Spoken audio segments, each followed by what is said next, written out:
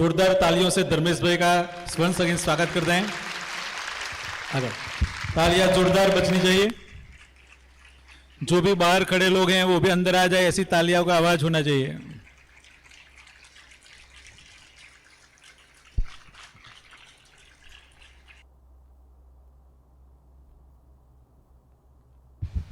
आप सबने इतना साथ दिया, इसके लिए धन्यवाद। और अभी बस कुछ 1.5 घंटा, 1.25 घंटे, 7 बजे तक हम समाप्त कर देंगे। कई सारे प्रश्न बाद में भी आए तो आप पूछ सकते हो। खाली मैं इतना बताऊंगा कि छोटा सा एक कार्मिक विश्लेषण कर रहा था। कई सारे क्वेश्चन ऐसे आए थे कि जो कोई वजूद नहीं रखते। पुण्य कर्म खर्च हो जाएंगे, पुण्य कर्म हम समर्पित करें। मैं कहा जब भी आप पाप कर्म करना बंद कर दो तभी ये प्रश्न आएंगे ना। पाप कर्म यानी एक भी विचार आपका, एक कोई भी विचार अच्छा नहीं है, एक भी विचार एक पाप कर्म है। एक भी गंदा सा भाव, आपको ईर्ष्या का भाव, आपको दुख का भाव, आपको तकलीफ का भाव, आपको अशांति का भाव, वो भी एक कर्म है। तो वो बात ही तभी की आएगी जब भी आपके पाप कर्म होना बंद हो जाए, तभी आप पुण्य कर्म की सोचना। बाकी तब तक तो आपको अच्छा कार्य करना है जो आपको आनंद आए, किसी को आनंद देना भी है, अच्छे कर्म करने ही पड़ेंगे आपको ना, वही आपको काम भी आएंगे। तो उसकी हम बात करेंगे। मगर महत्व की बात अभी जीवंत मूर्ति, जो कई लोगों ने काफ़ी प्रश्न मूर्ति के ऊपर पूछे थे, तो उनके भी आंसर इसमें आपको ज़रूर से मिल जाएंगे जीवंत मूर्ति में।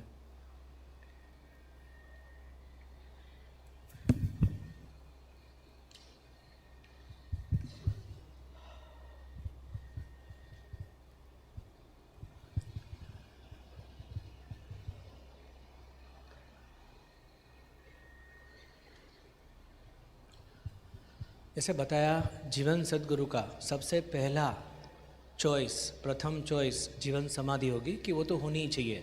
आसान है, करना भी आसान है और सोचना भी आसान है, और वो कार्य शुरू रह सकता है। और दूसरी चॉइस हो सकती है कोई भी मूर्ति, जिससे वो लंबे समय तक, हम लोग लंबे समय तक वो उसको हयाती में रख सके, कि वो बाद में वो एक स्रोत बन जाए ऊर्जा का। ऊर्जा का स्रोत एक मूर्ति, परमात्मा के कोई भी रूप की। कई सारे क्वेश्चन आए थे, उनका जवाब आपको यही सेशन में मिल जाएगा मूर्ति के लिए, कि ये मूर्ति कैसी है, हम जाए तो क्या होगा। तो आपको इसका आंसर इसमें, एक जन ने तो पूछा था कि मूर्ति में नेगेटिव भी हो सकती है क्या, कई सारे प्रश्न आ रहे थे। तो आपके सारे जवाब आपको यहाँ पे मिल जाएंगे। हर मंदिर में मूर्ति या कोई ना कोई प्रकार की संरचना होती है, और ऐसी मान्यता भी होती है कि इस मूर्ति में कोई दिव्य शक्ति होती है। हम मानते हैं कि हर एक मूर्ति में दिव्य शक्ति है। हम बहुत भाव से जाते हैं मंदिर, कोई भी मंदिर में जाते हैं हम, जिसके कारण बहुत सारे भक्तगण मंदिर की मुलाकात भाव से लेते हैं। प्रश्न ये खड़ा होता है कि ये ऊर्जा कहाँ से आती है। वो कोई सोचता है कि नहीं, पता नहीं है। आप भी सोचे होगे बुद्धि से, मैंने भी सोचा था। तो हम जितने भी मंदिर जाते हैं, जैसे छोटे छोटे मंदिर है, बड़े मंदिर है, कि उसकी ऊर्जा अभी तक कहाँ से आती है, वो भी प्रश्न हमारे सचमुच दिमाग में हमेशा आता है। विकिपीडिया यानी आप अगर डिक्शनरी का मीनिंग देखोगे, प्राण प्रतिष्ठा, तो उसका मीनिंग क्या है कि ऐसी दिव्य मूर्ति में कुछ पवित्र क्रियाएं करके कोई सिद्ध महात्मा द्वारा परमेश्वर की शक्ति या प्राण डाले गए हैं। प्राण प्रतिष्ठा का मतलब कोई ऐसी प्रक्रिया, ऐसी क्रियाएं की गई है मूर्ति के ऊपर कि जिसमें कोई महात्मा ने एक प्राण डाले हैं, एक बहुत ही परमात्मा की शक्ति या प्राण डाले, परमात्मा के प्राण डाले, इसीलिए हम उसे दिव्य मूर्ति कहते हैं, जीवन मूर्ति कहते हैं। और वो प्रक्रिया को प्राण प्रतिष्ठा प्रक्रिया कहते हैं, और वो मूर्ति को प्राण प्रतिष्ठित मूर्ति कहा जाता है। वर्तमान समय में की जाने वाली प्राण प्रतिष्ठा को कुछ मिनट से लेकर कुछ घंटे में समाप्त हो जाती है। किसी को भी पूछोगे कि प्राण प्रतिष्ठा को कितना समय में हो गई, शायद कुछ मिनट या कुछ घंटों में, 1 घंटे 1.5 घंटे में पूरी प्रक्रिया प्राण प्रतिष्ठा की समाप्त हो जाती है। ऐसा बताया और माना भी जाता है कि इस प्रक्रिया दरमियान मूर्ति में परमात्मा के प्राण, परमात्मा की ऊर्जा, परमात्मा की एनर्जी की स्थापना हो गई। वो प्रक्रिया प्राण प्रतिष्ठा की समाप्ति के बाद ऐसा माना जाता है, कहा जाता है कि वो उसमें परमात्मा के प्राण आके बस गए और ये मूर्ति अभी जीवंत हो गई, प्राण प्रतिष्ठित हो गई। मैं कई बार ये सोचता था कि क्या यह ऊर्जा या एनर्जी जो मूर्ति से जोड़ी जाती है वो शुद्ध और पवित्र आत्मा के स्तर की भी है क्या। सचमुच मैं भी जैन हूँ, मंदिर जाता था, मुझे हमेशा विचार आते थे। इतनी सारी मूर्तियाँ मैं देखता था मंदिर में कि ये जो ऊर्जा है वो शुद्ध और पवित्र आत्मा के स्तर की होगी क्या। ऐसे ख्याल मुझे हमेशा कई बार आते थे। आपको भी आते ही होंगे, कई लोग ने पूछा भी अभी, क्योंकि जो पंडित महात्मा महाराज गुरु आचार्य मूर्ति में प्राण डालते हैं वो स्वयं का आत्मा प्राप्त किए हुए है क्या? जो प्राण प्रतिष्ठा करता है वो खुद भी आत्मा प्राप्त किए है क्या? वो भी आत्मा साक्षात्कारी है क्या? वो प्रश्न मुझे भी हमेशा सताता था। क्या उनको आत्मा के स्तर की ऊर्जा प्राप्त है? उनकी वहाँ तक पहुँच है? अगर खुद ही आत्मा के स्तर की ऊर्जा तक पहुँचे नहीं है तो वो प्राण प्रतिष्ठा किसकी कर रहे हैं और कैसे कर रहे हैं? आत्मा परमात्मा का अंश है, यानी आत्मा की शक्ति परमात्मा की शक्ति को मानी जाती है। अगर कोई आत्मा साक्षात्कारी है और वो अपनी आत्मा की प्राण आत्मा की ऊर्जा डालता है तो माना जा सकता है कि वो परमात्मा की शक्ति है, क्योंकि आत्मा को परमात्मा का अंश ही है। खाली मैं जैसे बताया कि ब्रह्मांड परमात्मा की शक्ति, हम कोई कनेक्ट नहीं कर सकते। आत्मा अभी भी उसकी स्वयं की आइडेंटिटी है तो उसे कनेक्ट कर सकते हैं।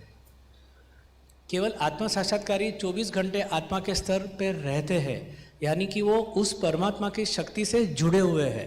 केवल आत्मा साक्षात्कारी वही अपने आत्मा का अंश डाल सकता है। तो आप उसे परमात्मा की प्राण प्रतिष्ठा कह सकते हो कि परमात्मा की ऊर्जा उसने डाली, क्योंकि आत्मा परमात्मा का अंश है। आत्मा की शक्ति परमात्मा की शक्ति का एक अंश कहा गया है और है ही वो। अगर वे चाहे तो आत्मा की शक्ति जो उन्हें उपलब्ध है, जहाँ तक उनकी पहुँच है, उन्हें मूर्ति में स्थापित कर सकते हैं या मूर्ति से जोड़ सकते हैं। कोई भी आत्मा साक्षात्कारी सचमुच आत्मा साक्षात्कारी है, पहुँचे हुए हैं, अगर वो चाहे तो वो आत्मा की शक्ति अपनी स्वयं की शक्ति को वो मूर्ति से जोड़ सकते हैं और वो मूर्ति को प्राणवान कर सकते हैं। मूर्ति में वो परमात्मा का अंश यानी आत्मा वो डाल के उसे आत्मा की ऊर्जा से प्रभावित कर सकते हैं और वो लोग भी उससे प्रभावित हो सकते हैं जो वहाँ पे जाते हैं। केवल आत्मा की शक्ति अद्वैत है, ये भी बात कोई प्रश्न में हुई थी। केवल आत्मा की शक्ति अद्वैत है, नॉन ड्यूअल कह सकते हैं, यानी उसको कहते हैं ना सुख दुख के परे, अच्छे बुरे के परे, एक ही खाली सच्चिदानंद, प्योर ब्लिस कहते हैं ना। आत्मा की शक्ति ऐसी है, उसमें कोई उसका कोई अपोजिट नहीं है। बाकी हर एक चीज़ का अपोजिट है। जो भी आप बोलो, अंधेरा तो उजाला, दिन तो रात, जीवन तो मृत्यु, हर एक चीज़ का आपको अपोजिट मिल जाएगा। वो दिमाग में उसका है ही, अपोजिट पड़ा ही है, क्योंकि अपना दिमाग भी ड्यूअल है, ड्यूअल यानी द्विअर्थी। तो वो ये अद्वैत है। आत्मा की शक्ति सबके ऊपर है। जब ये सबके ऊपर चले गए तभी आत्मा प्राप्त होती है ना, तो इसीलिए उसको गैर दोहरी कहते हैं। इसीलिए वो ऊर्जा अस्तित्व की श्रेष्ठतम ऊर्जा है। आत्मा की ऊर्जा श्रेष्ठतम ऊर्जा है। अगर महात्मा ने आत्मा प्राप्ति नहीं की है तो उनके निचले स्तर के सूक्ष्म शरीर की ऊर्जा के साथ वो जुड़े हुए हैं और वो हमेशा दोहरी होती है। वही प्रश्न किसी ने मुझे पूछा था कि मूर्ति पॉजिटिव नेगेटिव हो सकती है कि नहीं। अगर आप मानो कि अगर मैं प्राण प्रतिष्ठा कर रहा हूँ, मेरे में तो अहंकार है, कभी मैं ये बाजू कभी वो बाजू, कभी मेरे ओरा अच्छा होगा कभी बुरा होगा। अगर मैंने बहुत ही अच्छी स्थिति पा ली है, काफ़ी अच्छे कार्य किए तो मेरा ओरा सुधर जाएगा। और अगर मैं काफ़ी तकलीफ में हूँ, काफ़ी गुस्सा किया, काफ़ी ईर्ष्या की, काफ़ी अशांत रहा, मेरा ओरा खराब हो जाएगा। और तो वो मूर्ति में भी वो प्रभाव आ सकते हैं। और जैसे हम हीलिंग कहते हैं ना, ऐसे हीलिंग हो जाएगा। अगर ये आत्मा प्राप्त नहीं किए हैं तो वो क्या डाल सकता है? उसके नीचे के स्तर की ऊर्जा जो ड्यूअल है, दोहरी है, अच्छी भी हो सकती है बुरी भी हो सकती है। वही प्रश्न का जवाब शायद उसको मिल जाएगा कि वो हो सकता है कि कोई मूर्ति के पास जाके आपको अच्छा ना लगे, हो सकता है, क्योंकि वो सचमुच कोई आत्म साक्षात्कारी ने प्राण प्रतिष्ठा नहीं किए तो नीचे की सारी एनर्जी ट्रांसफर को आप हीलिंग एनर्जी कह सकते हैं। तो अगर हीलर स्वयं की हीलर की एनर्जी गंदी है तो वो भी गंदी एनर्जी पास ऑन करेगा जो अपने पेशेंट को या रेसिपिएंट को, तो वो जल्द खत्म भी हो सकती है। क्योंकि आत्मा के प्रभाव में वो मूर्ति हमेशा नहीं होती, वो ऊर्जा का कोई मतलब ही नहीं है। क्योंकि वो जब तक महाराज ने ऊर्जा दी कुछ मात्रा की, वो मात्रा की ऊर्जा रहेगी, बाद में ऊर्जा चली जाएगी। वो हमेशा के लिए थोड़ी रह सकती है, नहीं रह सकती है, क्योंकि उसका कोई उसमें वो प्रबंध भी नहीं किया है, वो हो ही नहीं सकता। अपने साथ वो उसके रिमोटली जोड़े हुए नहीं रख सकते कि एक हीलर 24 घंटा किसी को हीलिंग दे सकता है क्या? नहीं दे सकता, वो खुद समाप्त हो जाएगा। ऐसे ही मूर्ति का है। तो कोई भी वो मूर्ति को ऐसे हीलिंग एनर्जी से प्रभावित नहीं कर सकता कि आपको भी हमेशा एनर्जी मिलती रहे, ऐसा नहीं कर सकते। तो वो असंभव सा है। जीवंत मूर्ति के साथ भी एनर्जी का समीकरण जीवन समाधि जैसा ही होता है, यानी जीवंत मूर्ति का समीकरण भी जीवन समाधि जैसा है। दो मुख्य फर्क रह जाते हैं। ऊर्जा का स्रोत समाधि नहीं मगर मूर्ति रहती है। यहाँ पे समाधि स्रोत थी, यहाँ पे मूर्ति एक स्रोत है जो एनर्जी का। मूर्ति भी मार्बल या पंचधातु की बनाई होती है कि वो कई साल तक टिक पाए, कई साल तक वो टिके, इसके लिए वो एक बहुत ही अच्छी पंच महाभूत की या मार्बल की बनाई जाती है कि वो जो भी निश्चित किए हुए सालों तक वो वहाँ पे रह सके, जीवित रह सके, उसका कोई भी खंडन ना हो। आत्मा की शक्ति मूर्ति में प्रवाहित की जाती है, यानी मूर्ति ऊर्जा का स्रोत बनती है। आत्मा की शक्ति जब ये आत्मा साक्षात्कारी महात्मा प्राण प्रतिष्ठा के दरमियान जब ये मूर्ति में प्रवाहित करते हैं तो वो मूर्ति ऊर्जा का स्रोत बन जाती है। मूर्ति को जीवंत करने की प्रक्रिया के दरमियान अपने कार्य का संकल्प भी जोड़ सकते हैं। जो भी जो संकल्प था, संकल्प तो हमेशा ब्रह्मांड भी सपोर्ट करता है उनके जो कार्यकाल में, क्योंकि वो संकल्प निस्वार्थ है, अपने लिए नहीं है, इसीलिए ब्रह्मांड की शक्तियाँ उसे सपोर्ट देती है उनके उस संकल्प को। आत्मा साक्षात्कारी महात्मा अपने कार्य को आगे बढ़ाने का संकल्प करते हैं। वे एक परमात्मा के रूप का चयन करके विशिष्ट मूर्ति का निर्माण करते हैं। कोई भी प्राण प्रतिष्ठा में एक परमात्मा के विशिष्ट रूप का चयन किया जाएगा, उसमें महात्मा उसमें प्राण प्रतिष्ठा करेगा वो मूर्ति में।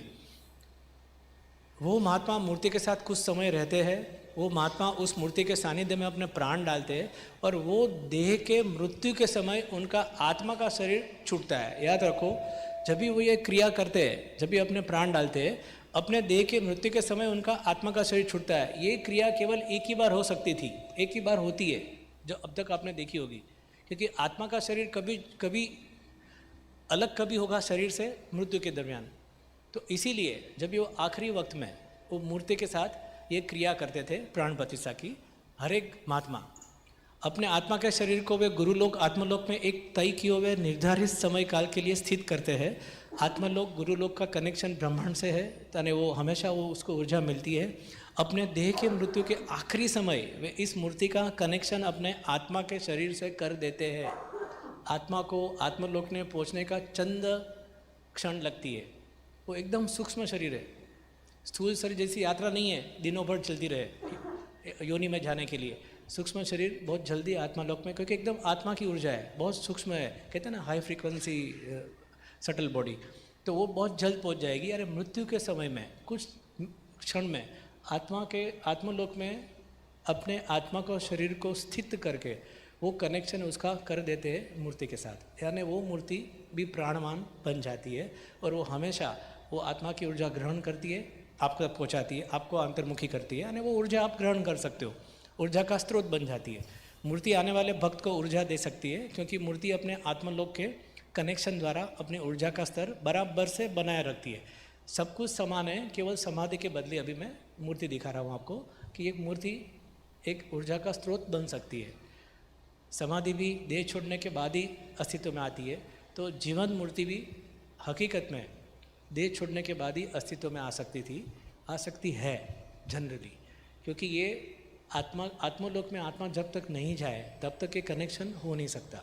तो आखिरी वक्त में ही मुमकिन था, तो पहले की सारी मूर्ति ऐसे ही बनी है जो प्राणवान है, जीवंत है, कि महात्मा ने उसमें अपनी आत्मा का शरीर कनेक्शन किया हुआ है, इसलिए वो मूर्ति में काफ़ी प्राण है।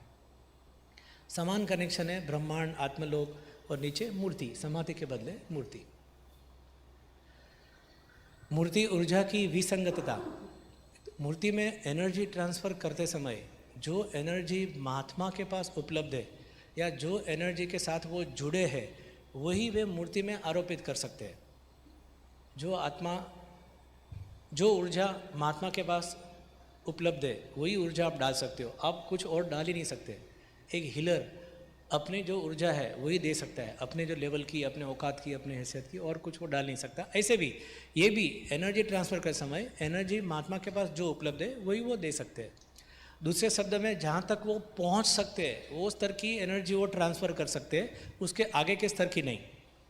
विज्ञान के एनर्जी के नियम के अनुसार यही संभव है। तो यही जवाब था, अगर वो आत्मा तक पहुँचे और वो देह छोड़ने के समय करते हैं तो ही वो मूर्ति में प्राण आते हैं। अभी ऐसी मूर्ति कितनी है पता नहीं है, और अभी जो वर्तमान में प्राण प्रतिष्ठा हो रही है उसका भी पता नहीं वो कैसे होती है। कोई देह छोड़ता नहीं है, वो आत्मा डालते रहते हैं। अभी किसने बात की थी कि वो राम कृष्ण सबकी मूर्ति है, क्या होता होगा? कैसे राम के प्राण तक पहुंच सकते हो आप? कैसे कृष्णा के प्राण तक पहुंच सकते हो? कैसे महावीर के प्राण तक, वो तो निर्वाण चले गए सालों भर, 800 साल की बात भी नहीं है, 25 साल हो गए, कैसे पहुंच सकते हो? इसमें औकात भी है क्या हमारे में? जो भी महात्मा है उसमें कैसे पहुंच पाओगे? नहीं पहुंच पाओगे। स्वयं की आत्मा तक पहुंचे हो तो भी बड़ी बात है। तो ये बहुत जटिल प्रक्रिया है, बट यही हकीकत है, यही सच है। प्राण प्रतिष्ठा की प्रक्रिया के दरमियान आत्मा साक्षात्कारी महात्मा क्यों परमेश्वर के अलग स्वरूप की मूर्ति में स्वयं की एनर्जी आरोपित करते हैं, ये भी एक प्रश्न है। और एक क्वेश्चन ये भी था, वो थोड़ा सही भी था, कि क्यों राम और कृष्ण की मूर्ति और बड़े बड़े परमात्मा के स्वरूप की मूर्ति हम बनाते हैं। उसके पीछे भी एक छोटा सा कारण हो सकता है, क्यों वो अपने ही मनुष्य जीवन में पाए हुए स्वरूप की मूर्ति नहीं बनाते, जो स्वयं के स्वरूप की मूर्ति क्यों नहीं बनाते? सब लोग है ना, जो भी प्राण प्रतिष्ठा अभी भी होती है, हो सकता है कि हर महीने 3, 4, 5, 10, 15, 20, 25 नए मंदिर बनते हो, मैं तो कम बोल रहा हूँ, शायद सैकड़ों बनते होंगे। तो वो ये क्यों नहीं होता है कि अपने ही मनुष्य जीवन में पाए हुए स्वरूप शरीर की मूर्ति क्यों नहीं बनाते? कारण एक ही हो सकता है, ज़्यादा से ज़्यादा मनुष्य ये संरचना का लाभ ले सके, जो भी वो कर रहे हैं प्रक्रिया, जो संरचना बना रहे हैं, अरेंजमेंट कर रहे हैं, तो उसकी ज़्यादा से ज़्यादा मनुष्य तक उसका लाभ पहुँचे, क्योंकि कोई उन्हें पहचानता नहीं होगा। और ये क्यों ऐसा होता था पहले, वो भी आपको याद करा दूँ। पहले कोई मोबाइल नहीं थे, कोई चैनल नहीं थी, कोई मीडिया नहीं था, कोई वो भी नहीं था, पोस्ट भी नहीं थी, ये सब मूर्तियाँ तब बनी थी। तो अगर कोई वो पहचानता ही नहीं है वो महात्मा को, तो वहाँ जाएगा कौन? उसके स्वरूप की अगर मूर्ति बनी तो कौन जाएगा? आप ही बोलो ना। अभी तो सब जगह हम लोग देख सकते हैं कि ये महात्मा ये कार्य कर रहे हैं, पूरे वर्ल्ड में 1 मिनट में मैसेज पहुंच जाता है, सब लोग देख सकते हैं। पहले ये व्यवस्था कहाँ थी? तो उसकी वो वक्त नहीं आया था। तो कोई भी बहुत ही अच्छे स्वरूप परमात्मा के जो परिचित स्वरूप है, उनकी मूर्ति, विष्णु भगवान या कृष्ण भगवान या राम भगवान या कोई भी हो, बुद्धा, उसकी मूर्ति का चयन करते थे, उनके स्वरूप की, तो लोग आएंगे।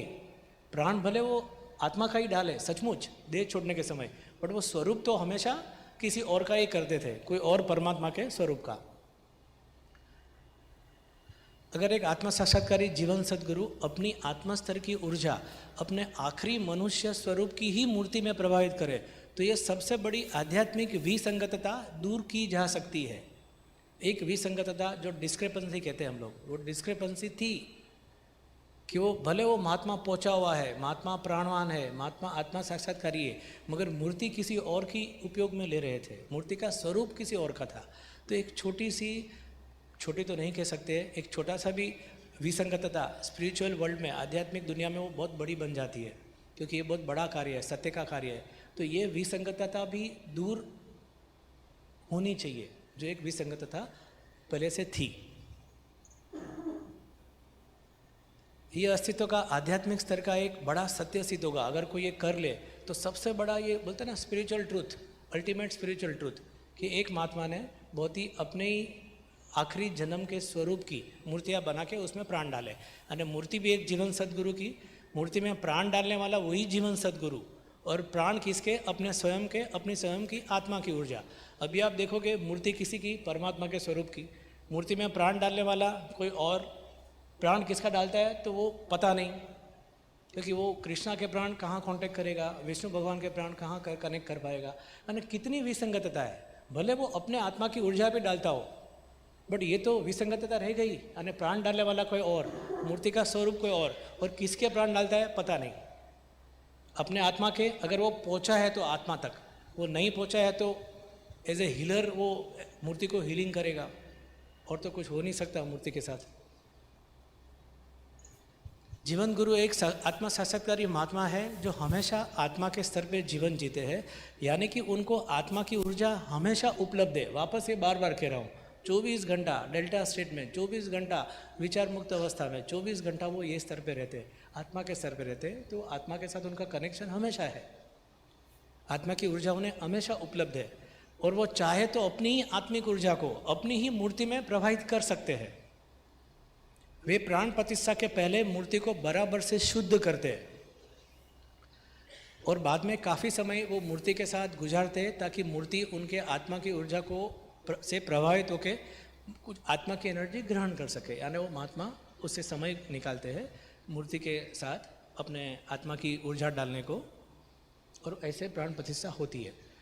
श्री शिवकुमारानंद स्वामी एक असामान्य जीवन गुरु। अभी हम स्पेसिफिक इन पे आते हैं कि हमारे जो जीवन मूर्तियाँ बन रही है, वापस कह रहा हूँ, एक गुरु खाली एक ही मूर्ति बना सकता था, पहुँचा हुआ गुरु, सचमुच का आत्म साक्षात्कारी एक ही मूर्ति बना सकता था, एक ही मूर्ति बना सकता है, क्योंकि जब भी वो देह छोड़ेगा तभी आत्मा का शरीर उसका छूटेगा। वही आत्मा का शरीर को स्थित करके, कनेक्शन करके उसमें ऊर्जा हमेशा के लिए दे सकता है, नियमित वो निर्धारित समय के लिए। बाकी ये संभव नहीं था। तो हमेशा ऐसे ही होता था, ऐसा ही हो रहा है। इवन पहुँचे हुए आत्मा साक्षात्कारी महात्मा के साथ अभी हम स्पेसिफिक बात करते हैं श्री शिवकुमारानंद स्वामी की, एक असामान्य जीवन सद्गुरु। श्री शिवकुमारानंद स्वामी वर्तमान समय के एक महान और असामान्य जीवन सद्गुरु है। मैंने स्वयं ने कई सारे बदलाव मेरे अंदर महसूस किए जो मैंने जीवन गुरु के टॉपिक में कवर किए। आप लोगों ने भी काफ़ी बदलाव महसूस किए होंगे।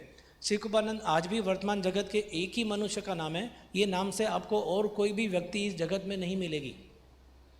वापस कह रहा हूँ, श्री शिव कृपानंद, खाली शिव कृपानंद, आपको कोई नहीं मिलेगी। गूगल में कितना भी सर्च करो, कोई भी व्यक्ति नहीं है। उनके गुरु ने उनको बराबर नाम दिया है, उसके पीछे भी एक कारण था।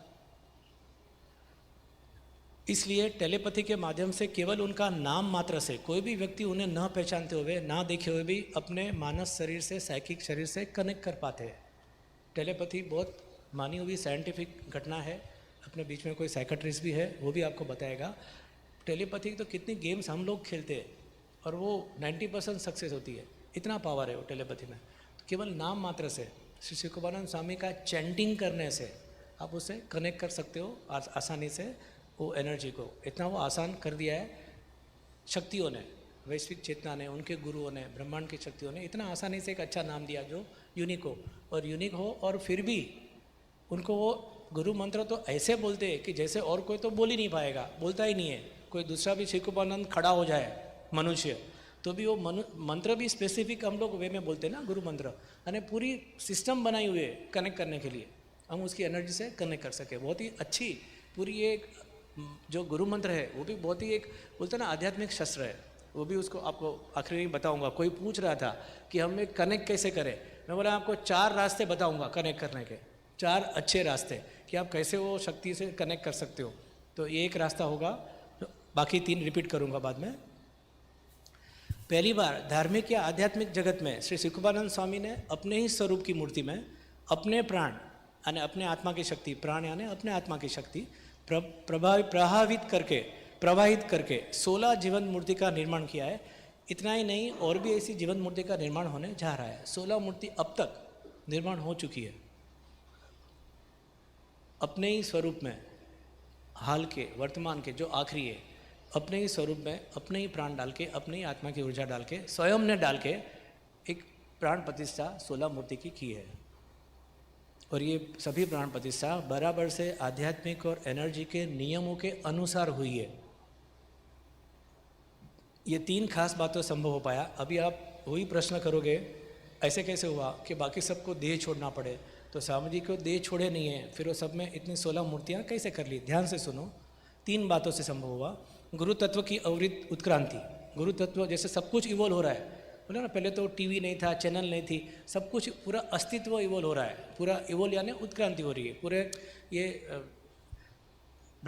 ये क्या एग्जिस्टेंस की एवोल्यूशन हो रही है, पूरा अस्तित्व आगे बढ़ रहा है, शक्तियाँ आगे बढ़ रही है, वो इवोल्व हो रही है, नए स्वरूप में आ रही है। अपना आत्मा का शरीर सालों पहले अपने शरीर से अलग करके आत्मलोक में स्थित कर पाना, ये भी उन्होंने, और अस्तित्व का प्लानिंग तीसरा, जिसमें एक नए युग का आरंभ, जिसमें सामूहिकता में कई सारे मनुष्य को आत्म प्राप्ति हो सके। ये 3 कारण से, ये ब्रह्मांड की ये सेटिंग है, उसका ये एल्गोरिथम को हो, प्रोग्राम को हो, उसकी ये प्रक्रिया को हो, कि एक युग आने वाला था जिसमें कई लोगों को सामूहिकता में बोलते हैं ना आत्मा साक्षात्कार मिले, आत्मा की झलक देखे। और सबसे बड़ी बात एकदम सही है, अगर आत्मा का शरीर उनका वो अलग नहीं हो पाता जो 2002 में, और शायद इसीलिए मैं आज मन से ये टॉपिक ले रहा हूँ क्योंकि मैं साक्षी हूँ। तभी मैं पोस्ट पे था तो मुझे गुरुदेव का फ़ोन आया था कनाडा से, जो ये हितेंद्र राणा भी उसका साक्षी है, कि क्या मालूम बेसमेंट में मैंने कुछ किया, बेसमेंट में रखे थे उनको, तो वो ध्यान में चले गए थे 15 दिन, और मैंने कुछ अनुष्ठान किया और क्या पता गुरु की आज्ञा आई और मैंने मेरा आत्मा का शरीर अलग कर दिया और कहा कि ये कुछ पहली घटना हो रही है ये पूरी इतिहास में, आध्यात्मिक इतिहास में, कि कोई जीते जी अपना आत्मा का शरीर वो अलग कर पाया अपने शरीर से। तो ऐसा कुछ बताया, मैसेज टाइप करके दिया, मैंने टाइप ले लिया।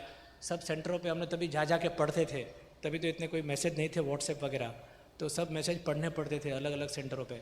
सब ने पढ़ा भी, मानोगे नहीं, पढ़ा। बाद में मुझे अभी भी याद है, कई लोग तो फ़ोन भी करते थे कि ऊपर तो टेरेस में जाके कि वो शरीर दिख नहीं रहा है, मतलब शरीर कहाँ है मालूम नहीं है, स्वामी जी ने तो अलग कर दिया, कहाँ गया। और ऐसे भी प्रश्न आते थे। बोलते ना, जो जूने साधक आप मिलोगे, कृपा बेन है कावड़िया, किशोर भाई कावड़िया, ये सब ऐसे सब इसमें शामिल थे ये चर्चा में। तो वो मुझे मैसेज आया था, वो भी मैसेज मैंने ठीक है पढ़ के दे दिया। मुझे भी समझा नहीं कि अगर कर भी दिया हो तो उसका क्या मकसद, क्या फ़ायदा। अगर अलग कर दिया, इतिहास में पहली बार हुआ, उसका आंसर मेरे पास भी नहीं था। उसका आंसर मिला 2005 में। 2005 में जब भी हम लोग, मैं स्वामी जी को लेके नवसारी से मुंबई आ रहा था, तभी वो एक फर्स्ट क्लास कंपार्टमेंट में हम दोनों बैठे थे और भी लोग थे। हमने बातें शुरू की तो बाकी सब लोग तो उठ के चले गए। थोड़ी देर में टीसी आया कि आप तो बहुत ये सेंसिटिव बातें कर रहे हो, फिर उसने कंपार्टमेंट बंद कर दिया कि आप दोनों रहो यहाँ पे। बात यही हो रही थी, कैसे मूर्तियों, क्या किस में प्राण डालने हैं, कैसे डालने हैं, पत्थर में डाले, पीठ बनाए, फिर ये सब बातें शुरू हुई। बाद में बात आई कि अपने ही स्वरूप में, कि क्योंकि आध्यात्मिक क्यों विसंगतता रखी, एक भी करना ही है तो। और 4 घंटा कहाँ निकल गए पता भी नहीं चला। और तभी 2005 से तभी मेरी ट्यूबलाइट हुई कि ये आत्मा का शरीर अलग क्यों हुआ था। तभी से ये वर्कशॉप का थोड़ी झलक मेरे दिमाग में आ गई थी, जो मैंने पहले चैतन्य महोत्सव में 2000 शायद 7 में या 8 में यही सेशन मैंने लिया था। और बहुत 1 घंटे का था, क्योंकि तभी कुछ पता नहीं था। जो मुझे पता था वो बताया। बाद में मेरी भी कुछ उत्क्रांति हुई, मेरे दिमाग की भी उत्क्रांति हुई, मेरे विचारों की उत्क्रांति हुई। स्वामी जी ने कुछ डाला तो अभी ये सही सही सब दिख रहा है। अरे तभी एक सडनली एक फ़ोन आता है, आत्मा का शरीर अलग कर दिया, क्या मायना है उसका, ना क्यों, मकसद क्या, कुछ पता नहीं था। हितेंद्र भाई बोले हाँ बेसमेंट में किया उन्होंने अनुष्ठान, बाहर नहीं आते थे, वो सब सुना मैंने। और हमने मैसेज भी ब्रॉडकास्ट किया। ब्रॉडकास्ट यानी हर एक सेंटर पे जाके पढ़ना पड़ता था।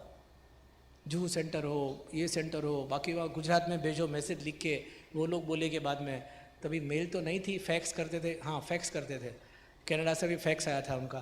तो वो सब बहुत ही जटिल था मेरे लिए। बट तभी अभी बाद में मालूम पड़ा कि ये तभी आत्मा का शरीर अलग पहली बार क्यों हुआ, ये अपनी हिस्ट्री में, ये स्पिरिचुअल हिस्ट्री में, स्पिरिचुअल वर्ल्ड में क्यों हुआ।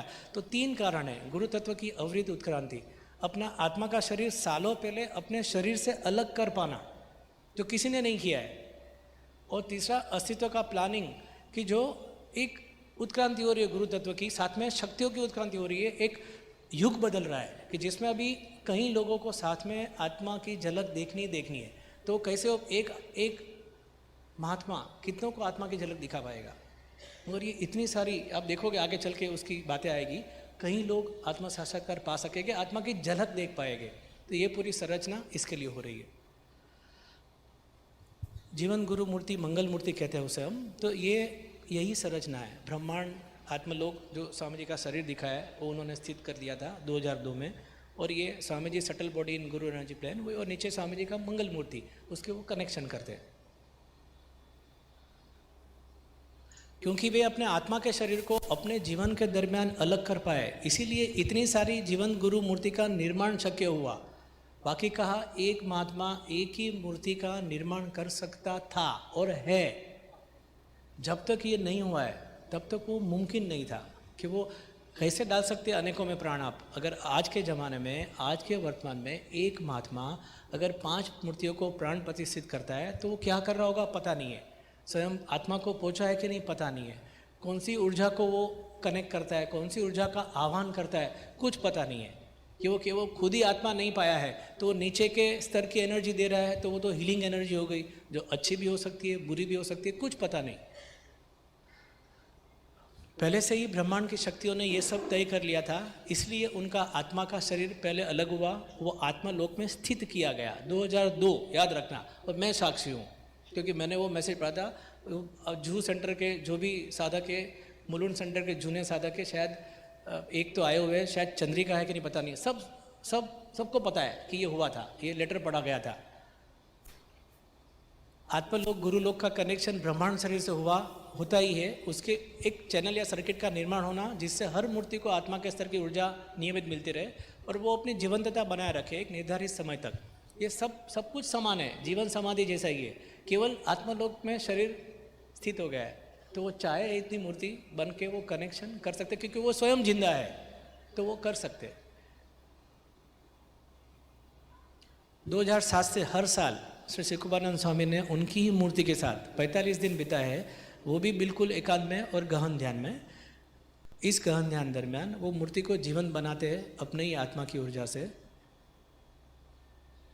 45 दिन दरमियान मूर्ति की आत्मा की ऊर्जा को बराबर ग्रहण कर सकती है। 45 दिन तक वो एक ऊर्जा का स्तर देते हैं। आधे घंटे में कितनी, चलो आत्मा की ऊर्जा किसको देनी भी हो तो कितनी दे पाएगा, एक स्तर बनाना पड़ेगा, वॉल्यूम। 45 दिन तक वो आत्मा की एनर्जी देते रहते तो कितनी आत्मा की एनर्जी एक साथ वो 1 लाख साधकों को भी 1 लाख कोई विजिटर आ गए दर्शनार्थी, उसको भी उसकी झलक दिखा सकती है। आप समझ रहे हो, अभी एक छोटा सा बर्नर है, उसकी गर्मी कितनी पहुंचेगी, और एक बड़ा सा हवन है तो उसकी गर्मी कितनी पहुंचेगी, कितने लोग ले सकते हैं। वैसा ही प्रकार है, एक स्तर देना चाहिए पड़ता है। तो ये 45 दिन तक ये प्राण प्रतिष्ठा चलती है जिसमें एक आत्मा की ऊर्जा का एक स्तर दिया जाता है।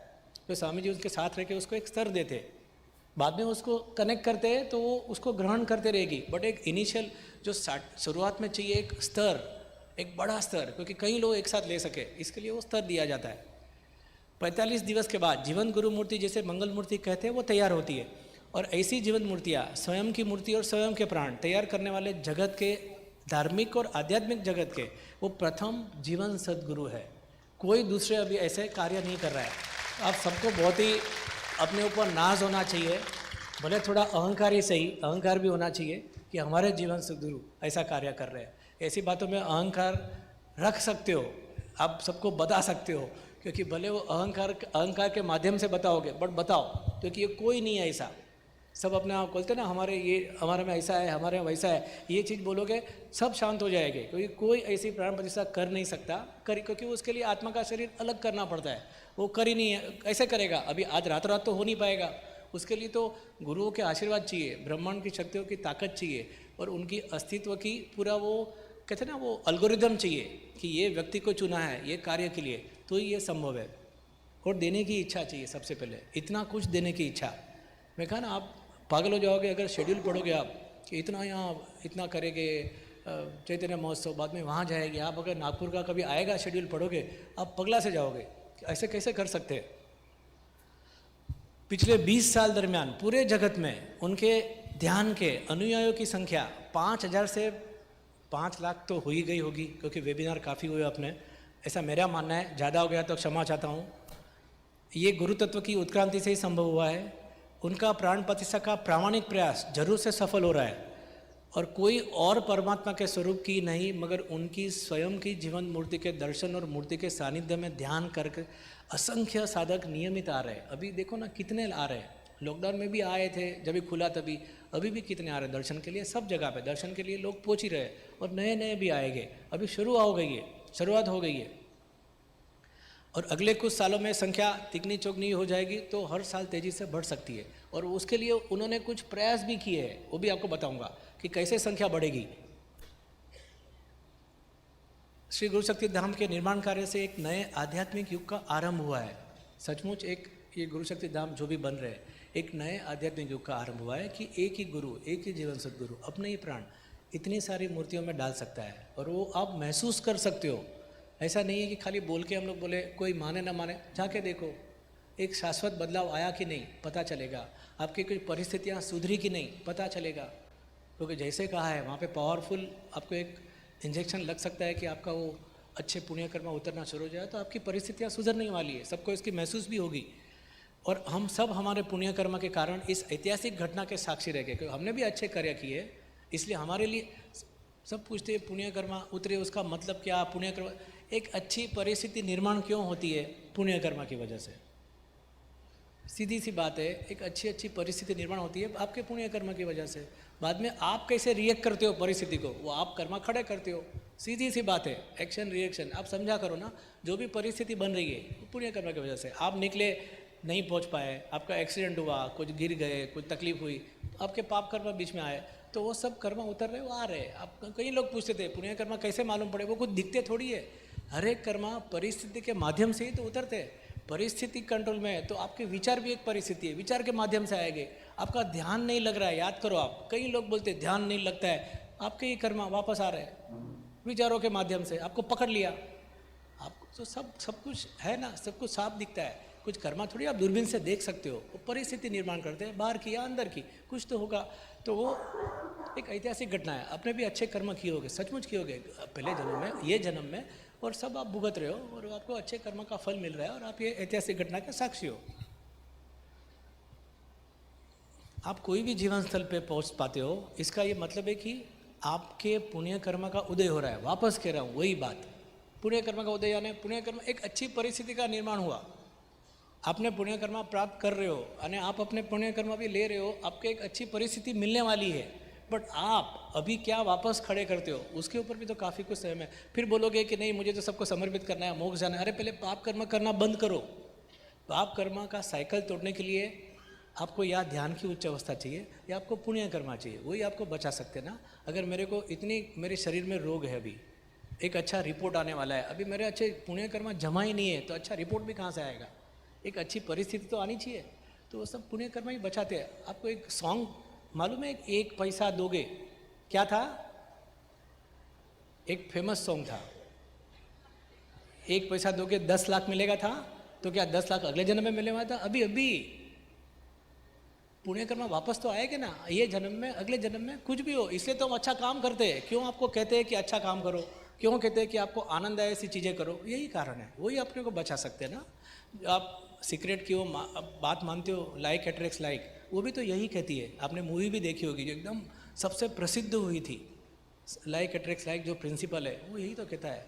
आप अच्छा आपकी स्थिति बनाओ, अच्छे वाइब्रेशन छोड़ो, तो आप इमीडिएटली आपकी अच्छी परिस्थिति निर्माण होगी। तो वो कर्मा लौट के आके आपकी अच्छी परिस्थिति बांधेंगे।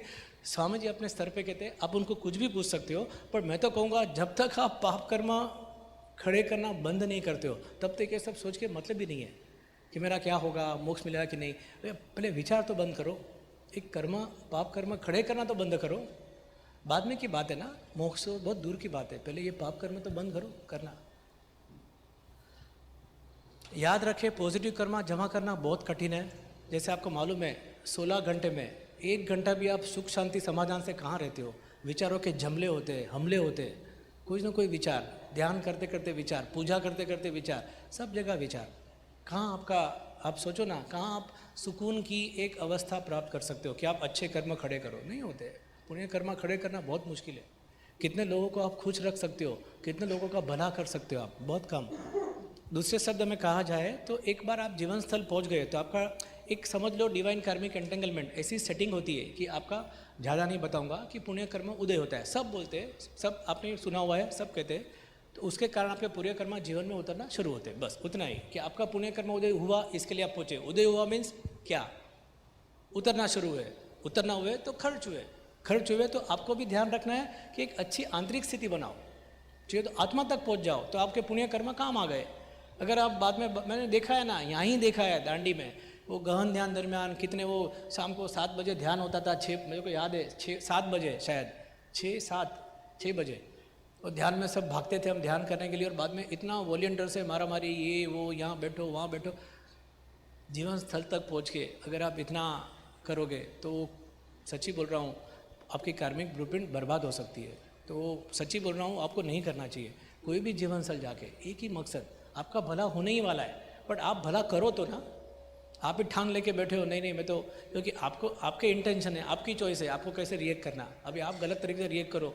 मैंने देखा है ना, वो लोग मंदिरों में भी बाहर जाके झगड़ते, भिखारियों से झगड़ते, हट मेरे पीछे क्यों आ रहा है, ये क्यों, मत दो मगर क्यों झगड़ते हो, क्यों बातें करते हो उससे, है ना। ऐसा देखा हुआ है मैंने।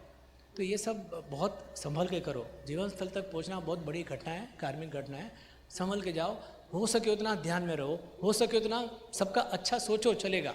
सबसे अच्छी बातें करो, चलेगा, वो भी ना नहीं है। बट जब भी कोई गलत बातें मत करो, किसी के वो निंदा मत करो, किसी से झगड़ा मत करो, किसी से वो पंचायत मत करो। वो हमेशा स्वामी जी भी कहते, वो अपनी भाषा में कहते, अपने स्तर पे कहते, आत्मा के स्तर पे, मैं आपको बुद्धि के स्तर पे कह रहा हूँ, उतना ही फर्क है।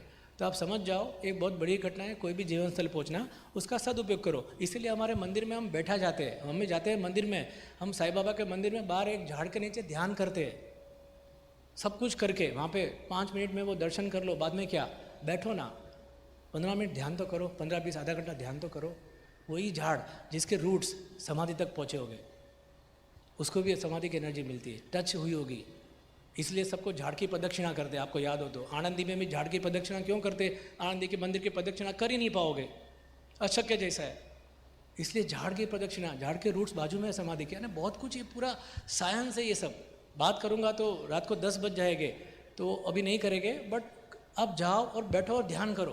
वहाँ पे कोई भी अच्छे स्थल पे ध्यान करो, अच्छी स्थिति बनाओ, तो आपके पुण्य कर्मा काम आ गए। तो आपके देखो फिर घर पे कितना अच्छा होता है, आपके धंधे में कितना, वो तो अपने आप हो जाएगा। आपकी स्थिति सुधरी, आप सोचो, लाइक अट्रैक्ट्स लाइक, आप टाइप करके देख लो, जो वर्ल्ड का भी फेमस नियम बन गया है आध्यात्मिक जगत का, उसके ऊपर मूवी आ गई और बुकें लिखी गई, कितनी लाखों करोड़ों कॉपी बिक गई होगी, मैंने नहीं पढ़ी है, बट ये यही कहता है, ये 3 शब्द में कहूँ तो। कितने पॉजिटिव कर्म आपके जीवन में आ रहे हैं, वो कुछ बातों पे निर्भर है कि आप जीवन स्थल से जुड़ने की आप स्वयं की कितनी इच्छा है तीव्र, और बाद में आपकी मानसिक और आध्यात्मिक अवस्था कैसी है, और आपके कार्मिक अकाउंट में कितने पुण्य कर्मा बचे हैं। अभी कोई पूछ रहा था कि लोग पहुंच क्यों नहीं पाते हैं। अरे कैसे पहुंचेंगे, पुण्य कर्मा जमा नहीं है तो मर जाएंगे, मगर पहुंचेंगे नहीं। हाँ, पुण्य कर्म का उदय तो होने ही वाला है, पुण्य कर्मा जमा ही नहीं है तो कैसे पहुंचेंगे। इसलिए हम केदारनाथ में बस गिर जाती है, फिर वो जाता है, हम बोलते हैं ये क्या हुआ होगा, ये बहुत बड़ी जटिल प्रक्रिया है, पर पुण्य कर्मा जमा है, आप कैसे भी पहुंच जाओगे, और आपके कारण पूरी बस भी बच जाएगी, वो भी हो सकता है। तो अच्छा जाओ, अच्छी तरह आप जाओ, अच्छे और अपने पुण्य कर्मा लेके पहुँचो, और पुण्य कर्मा जो आपने जमा किए वो काम आएगे ही। जीवन स्थल तक पहुँच गए, उसका मतलब ही ये है, कोई भी जीवन स्थल तक, ये भी तो एक जीवन स्थल पे बैठे हो आप, तो 3 दिन जरूर याद रखना। कई लोग जीवन स्थल तक पहुँच नहीं पाते वही कारण से, और अगर स्वयं के विकास एक अदम्य और शुद्ध इच्छा से जीवन स्थान तक पहुँचे तो आपके वो छिपा हुआ खजाना प्राप्त हो सकता है। अगर एक अदम्य इच्छा, एक टूरिस्ट के जैसे गए तो इतने कर्म नहीं हो गए पुण्य कर्म उदय, बट आप गए एक तीव्र जगना, तो आपका जीवन बदल सकता है। अब देखो ना आपकी परिस्थितियाँ कैसे बदलती है बाद में, आप जाके आओ। मेरी तो हमेशा बदली है। जब भी साईं बाबा के पास जाता था, मुझे कुछ भी पता नहीं था, मैं 1990 से हर साल जाना शुरू किया, और मुझे मालूम है ज़िंदगी में तकलीफें इतनी आती थी, और जब भी आऊँगा 2-3 महीने में अच्छी परिस्थिति निर्माण हो जाएगी। यही अभी समझ में आ रहा है क्यों हो रहा था, तो होगा ही। कोई भी जीवन स्थल पे जाओ, ये भी जीवन स्थल है। लॉकडाउन में आश्रम बंद था तो मैं शिरडी गया था, जीवन स्थल जाना जरूरी था मेरे लिए, क्योंकि तकलीफ थी लॉकडाउन में, सबको थी, हमको भी थी, बीमारी भी थी, है ना, कोई लॉकडाउन कोरोना की सब कुछ था ना, हो सकता है सब, तो जीवन स्थल जाना जरूरी है। जीवन स्थल आप जाओ, आपकी सचमुच काफ़ी खराब साइकिल को आप समाप्त कर सकते हो अगर आपने ये सब किया तो, क्योंकि बहुत सारे पुण्य कर्म उतरेंगे, आपने जमा किए हो, भले पिछले जन्म के हो, ये जन्म के हो, उतरेंगे, बट आपको अच्छी तरह उसको निभाना है, अच्छी तरह खर्च होना है ना। आपका सामने कुछ वो आपने 1 लाख रुपया निकालते हो बैंक से, तो कुछ तो कार्य करो ऐसा, इन्वेस्टमेंट, गोल्ड लो, सिल्वर लो, फिर आप एकदम मिट्टी खरीद के बैठ जाओ तो कोई मतलब नहीं ना उसका। आपको खूब फायदा हो सकता है अगर आपने जितने पुण्य कर्मा खर्च किए वो सारे आत्मिक विकास के काम आए, बस उतना ही कहता हूँ। आप अच्छी स्थिति बनाओ, उतना तो आप समझते हो। वापस आप बोलोगे खर्च करोगे, जन्म लेना पड़ेगा, अरे पाप कर्म करना बंद करो, बाद में सब बात करो। मैं वही बोल रहा हूँ, पर्सनली मिलूंगा आपको 1 घंटा। अगर आप बोला कि मैंने सारे पाप कर्म करना बंद कर दिए तो आपका हक बनता है, तब तक सोच के भी क्या मतलब। अगर आप पॉजिटिव छोड़ो मगर कहीं सारे नेगेटिव, वही बात कही मैंने कि जो नेगेटिव आपको नहीं करना है, वही वापस में रिपीट कर रहा था, बहुत जरूरी था, इसके लिए बार बार बताया। अभी कुछ अति विशिष्ट विषय की बातें करेंगे जो ये केवल हमारे श्री गुरु शक्ति धाम के साथ जुड़े हुए। मुझे लग रहा है ये बात करने के बाद शायद क्वेश्चन आंसर नहीं लेने चाहिए, तो अभी ले लेते हैं, क्योंकि ये बहुत ही काफ़ी अच्छे, काफ़ी रहस्यमय, काफ़ी आपने कभी पहले देखे भी नहीं हो, ऐसे डायग्राम दिखाऊंगा तो काफ़ी आप भी काफ़ी अच्छी एनर्जी, अच्छी स्थिति में आ जाओगे होपफुली कनेक्ट करके। तो अभी आपको अगर क्वेश्चन पूछना है तो आप पूछ सकते हो, तो बाद में फिर कोई क्वेश्चन आंसर नहीं होगा, बाद में हम ये करेंगे और बाद में समाप्ति करेंगे। होपफुली कोई क्वेश्चन आंसर नहीं है तो हम आगे बढ़ते हैं। अगर किसी को कोई क्वेश्चन है तो वो आगे आ जाए।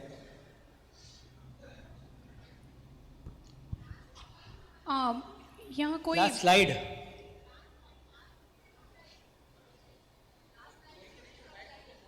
हाँ तो भेजो ना, एक कोई बोल रहा है कुछ बीच में, एक खड़ा कर। हाँ वापस समझाता हूँ। आप अगर यही उसके पहले की ये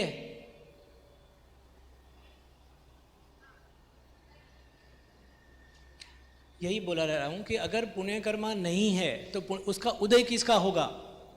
तो जीवन स्थल कैसे पहुंचोगे? चलो किसने आपको बोला साथ में चलते हैं, मगर आपके पुण्य कर्मा जमा नहीं है तो वहाँ उदय किसका होगा?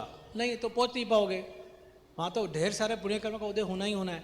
पुण्य कर्म इतने हैं तो ही आप पहुंच पाओगे। जैसे बोलते हैं ना, अगर 1 लाख की टिकट ली तो ही वहाँ पहुंच पाओगे, अगर 1 लाख है ही नहीं तो कैसे पहुंचोगे? सीधी सी बात थी, वही बताया था मैंने। समझ में आ रही है बात? नहीं समझ में आ रही है? ठीक है, आप शायद मुलुंड सेंटर से ही हो। नहीं तो अब बाद में व्हाट्सएप पे बात करेंगे। जय बाबा स्वामी।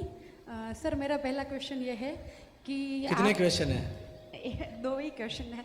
एक है कि जो आपने बात की आत्मा के शरीर की, कि स्वामी जी ने 2002 में अलग कर दिया, और जो स्वामी जी ने बात किया है सूक्ष्म शरीर का, जो उनका वो कैवल्य कुंभक गुरुओं की गुफा में स्थित है, क्या वो दोनों सेम है? आसपास के भी शरीर है ना दूसरे, वहाँ साधना का शरीर भी हो जाता है। हाँ। विश्व चक्र अनुष्ठान में साधना का शरीर वापस खड़ा होता है। जो लोकल शरीर होता है ना, वो आत्मा का शरीर तो स्थित हो गया वहाँ पे। अच्छा, आत्मलोक में। तो वो दोनों अलग है।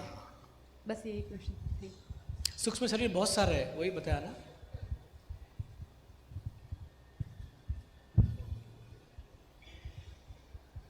फिर भी आप स्वामी जी को पूछ सकते हो कि आपने आत्मलोक में स्थित किया, और ये स्वामी जी बोले कि ध्यान करो, बाद में प्रश्न करो। मैं आपको ऐसा नहीं बोल सकता। धर्मेश भाई, ये आत्मा स्वरूप में आने के बाद भी वो इंडिविजुअल कैसे रहती है, वो थोड़ा समझ में नहीं आ रहा है। क्योंकि आत्मा आपकी स्थिति बहुत ही अच्छी। आपका नाम क्या है? संकेत सा। संकेत। हाँ। आपका खूब ध्यान लग रहा है, आपके सारे विचार बंद हो रहे हैं, आपको सुख दुख के भाव से भी परे उठ गए। कुछ भी हो जाए, आपको कोई कान में खिला भी ठोके तो भी आप ऐसे ही हो, एकदम स्थित। अभी क्या आपने एक ऊर्जा प्राप्त कर ली, एक स्तर प्राप्त कर लिया। वो स्तर आत्मा का स्तर कहलाता है कि आत्मा प्राप्ति, शरीर के भाव से अलग। बट अभी भी आप संकेत हो क्योंकि आप जिंदा हो, वो आपसे ही जुड़ी है, आपके देह के साथ ही जाएगी, इसीलिए उसकी आइडेंटिटी है। जैसे हम हिलर से कनेक्ट करते हैं, ऐसे अगर किसी ने आपसे कनेक्ट किया तो उसको भी आत्मा का एहसास हो सकता है। तो वो अब इंडिविजुअल है, इसके लिए हो सकता है। अगर आपने ब्रह्मांड में चली गई तो अभी ब्रह्मांड में तो इतनी सारी शक्तियां है ही, कभी आप ब्रह्मांड तक पहुंच पाओगे क्या? नहीं। उसके लिए इंडिविजुअल आपको चाहिए ना, जो आत्मा प्राप्त किए हुए महात्मा। इसलिए जीवन सदगुरु का आगमन होता है। वो इंडिविजुअलिटी चाहिए ना, तो ही आप कनेक्ट कर पाओगे। कैसे कनेक्ट करोगे? विश्व चेतना तो ठीक ठिकाने फैली हुई है, यहाँ भी है वहाँ भी है, करो कनेक्ट। आप मर जाओगे, कनेक्ट नहीं कर पाओगे। समझ में आ रही है बात? तो फिर आत्मा और परमात्मा सेम है ऐसा कहा जाता है? ब्रह्मांड में गई तो हाँ, स्तर वही है। वो कलेक्ट एक इंडिविजुअल कॉन्शियसनेस, एक कलेक्टिव कॉन्शियसनेस, बात खत्म। बट प्योरिटी तो उतनी है ना, प्योरिटी उतनी है। ये बहुत गहन सब्जेक्ट है, बट समझ में आ रही है ना आपको बात? इसीलिए कि इंडिविजुअल कॉन्शियसनेस है बट प्योरेस्ट फॉर्म, और वो कलेक्टिव है। ब्रह्मांड विश्व चेतना कहते हैं, जो ब्रह्मांड में सब विलीन होते, समुद्र बन जाते। तो एक और तो जब कृष्ण भगवान बोले कि मैं नहीं, उसकी बात मत करो। नहीं, उसकी बात अभी अपने वर्कशॉप की बात करो। कृष्ण भगवान, राम भगवान, सबको, राम काका को ले आओ चलेगा, पर राम भगवान की बात मत करो। वो ये सब मत करो, ये बहुत गहन विषय है। आप समझो ना, खाली ये समझाना चाहता हूँ। ये वर्कशॉप के आधार पर कोई भी प्रश्न करो, फिर शास्त्र की बातें ले आओगे, या स्वामी जी को पूछ के देखो, 5 घंटे बोलेगा ध्यान कर, बाद में प्रश्न पूछ। नहीं, मैं जस्ट रेफरेंस दे रहा था। ओके। तो आप बुद्धि के प्रयोग का नाजायज फायदा मत उठाओ। कोशिश कर रहा हूं कि आपको सेटिस्फाई कर सकूं, सबको सेटिस्फाई कर सकूं, बट एक लिमिटेशन होता है। जिन्हें कोई भी भगवान का नाम पे कोई बात करना मेरी भी औकात नहीं है। मैं भी खाली इतना बताया, individual consciousness, collective consciousness. Individual consciousness आप उसको कनेक्ट कर सकते हो, एक ब्रह्मांड को आप कहाँ कनेक्ट कर पाओगे? अगर स्वामी जी नहीं होते आपके जीवन में, आपको आत्मा की झलक कैसे प्राप्त करते? ब्रह्मांड की शक्ति तो है ही है, आप कैसे करोगे? सही बात है ना, आपको कनेक्ट करने के लिए कुछ तो मिला, एक आत्मा की ऊर्जा। एक हीलर को आप कनेक्ट करते हो कि नहीं? कर सकते हो कि नहीं? उसके पास नीचे के स्तर की ऊर्जा है, आत्मा साक्षात्कार के पास ऊपर के स्तर की ऊर्जा है, उतना ही फर्क है। ठीक है, धन्यवाद। माफी चाहता हूं, बट कोई भगवान का रेफरेंस लेके बात मत करो, कोई गुरु का रेफरेंस लेके बात मत करो। ये वर्कशॉप में जो बोलना है बोलो लॉजिक से, बट कोई रेफरेंस मत लो, क्योंकि बहुत गहरा विषय है और एक जीवन स्थल पे बैठे हैं हम, क्यों किसी का नाम लेना। सब पहुँचे हुए हैं, सब महात्मा है, सब भगवान है, सब ब्रह्मांड में विलीन भी हो गए होंगे, पता नहीं।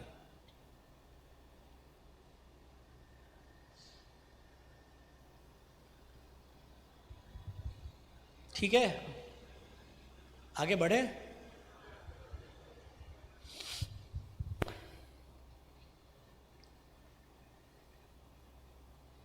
कुछ अति विशिष्ट विषय जो केवल एक जीवन सदगुरु श्री सिकोबानंद स्वामी से ही जुड़े हैं। अब जो मैं बताने वाला हूँ वो अति महत्व का है, क्योंकि इन सब से एक नए आध्यात्मिक युग का प्रारंभ होने वाला है। जो गुरु शक्ति धाम की हम बात करेंगे, पहले सारी भूमिका बनाई, आपको सब बताया जीवन स्थल कैसे बनते। अभी हम हमारे स्पेसिफिक जीवन स्थल की बात करेंगे, उसकी आध्यात्मिक इंजीनियरिंग की बात करेंगे, स्पिरिचुअल इंजीनियरिंग की बात करेंगे। अब जो मैं बताने वाला हूँ वो अति महत्व का है, क्योंकि इन सब से एक नए आध्यात्मिक युग का आरंभ होने वाला है, और हमारे सदनसीब से या हमारे पुण्य कर्म की वजह से हम सब ये साक्षी रहेंगे। इतनी अच्छी घटना का हम साक्षी बनेंगे। अच्छी परिस्थितियाँ पुण्य कर्म का उदय समझ लो। अच्छी परिस्थिति आ रही है, आपको अच्छी परिस्थिति के साक्षी बन रहे हो, पार्टिसिपेट कर रहे हो, उसमें आप कनेक्ट कर पा रहे हो हर एक घटना से। अब जो विषय मैं शेयर करूँगा वो न केवल संवेदनशील है, काफ़ी रहस्यमय है, ध्यान से रखना। आप लिख सकते जो भी लिखना चाहो। थोड़ा सा सहकार, अगली 30 मिनट, शायद हम 7 बजे पहले समाप्त कर ले। कितने बजे? शायद 6:15, 6:30, 7 बजे पहले आराम से हो जाएगा। अब 7 बजे आपको छोड़ दूंगा। श्री विश्वचक्र अनुष्ठान एक सब्जेक्ट होगा, पहला टॉपिक अनुष्ठान गुफा, श्री विश्वचक्र यंत्र, जीवन स्थलों की अंतर संयोजनात्मकता, इंटरकनेक्टेडनेस, गादी स्थान, आध्यात्मिक अनुनाद और श्री गुरु शक्ति धाम एक अनोखी आध्यात्मिक यंत्रणा। इतने सब्जेक्ट हम कवर करेंगे। और एक रह गया है जो मौड़ी में थोड़ी सी बात करूंगा, जो मौड़ी का अभी गुरु शक्ति धाम का खात्म मुहूर्त है, उसका आरंभ हो रहा है, उसका निर्माण का आरंभ हो रहा है। श्री गुरु शक्ति धाम के निर्माण कार्य में सबसे पहले जमीन से 15 फुट नीचे एक कमरे का निर्माण किया जाता है, जो श्री गादी स्थान बनता है। एक्सेप्शन भी होते हैं, बताऊंगा आपको मैं। 15 फुट एक राजकोट में बना है, कच्छ में बना है, अजमेर में बना है, ऐसे वो 15 फुट नीचे एक गादी स्थान बनता है। गादी स्थान एक ऐसा स्थान जो गर्भगृह से लेवल से 15 फुट से एकदम पकड़ के मत बैठना, कुछ तो चेंजेस हो सकते हैं। आपको जो कंस्ट्रक्शन कार्य में वो आपको एग्जैक्ट डिस्टेंस भी लेंथ बता सकते हैं, क्योंकि उसमें मैं शामिल नहीं हूँ, और तो वो आपको एग्जैक्ट, बट जनरली 15 फुट नीचे बनता है, ज़मीन के लेवल के नीचे, जिसमें 25 फुट नीचे एक 8 बाय 8 फुट का, जनरली 8 बाय 8 छोटा सा एक कमरा समझो, एक अनुष्ठान करने का जगह, कमरा, अनुष्ठान स्थल, एक अनुष्ठान। कौन सा अनुष्ठान है बताऊंगा मैं। तो ऐसा वो भी बनता है। तो सबसे पहले एक 3 लेवल हो गए इसमें। एक तो गर्भगृह, जमीन के ऊपर जो आप देख रहे हो, उसके नीचे 15 फुट नीचे एक गादी स्थान, और उसके और कुछ 40 फुट नीचे पकड़ो एक छोटा सा कमरा। समझ में आ रही है ना? 3 लेवल का निर्माण होता है, ज़्यादा करके 3 लेवल का। कुछ बदल भी सकता है, वो आपको बताऊंगा मैं। जैसे वो बताया, जैसे यहाँ सबसे पहले गादी स्थान दिख रहा है आपको, जो 15 फुट नीचे, फिर वो काफ़ी नीचे 25 फुट नीचे एक छोटी अनुष्ठान स्थल दिख रहा है। तो यहाँ पे एक सीढ़ी जा रही है जो गादी स्थान से जाती है और वो नीचे अनुष्ठान तक जाती है। अनुष्ठान में स्वामी जी प्रवेश करते हैं अनुष्ठान करने के लिए। ये जो दिखाया मैंने एक एक्चुअल फोटोग्राफ है जो अनुष्ठान का एक कमरे का, अनुष्ठान का स्थल, जहाँ पे इतने छोटे कमरे में बैठ के स्वामी जी अनुष्ठान, नीचे करीबन 40 फीट स्वामी जी रोज, जो आपने सुना था 8 दिन का अनुष्ठान, विश्वचक्र, श्री विश्वचक्र अनुष्ठान, वो ये कमरे में बैठ कर जनरली वो करते हैं। वो क्योंकि क्यों करते बताऊंगा। तो आसान है समझना, डायग्राम भी है। तो ये करीबन 40 फीट नीचे ये स्थल बनता है। ये स्वामी जी की निगरानी में होता है ये कार्य। हमेशा स्वामी जी बैठते, देखते, चक्कर काटते, सब करते हैं।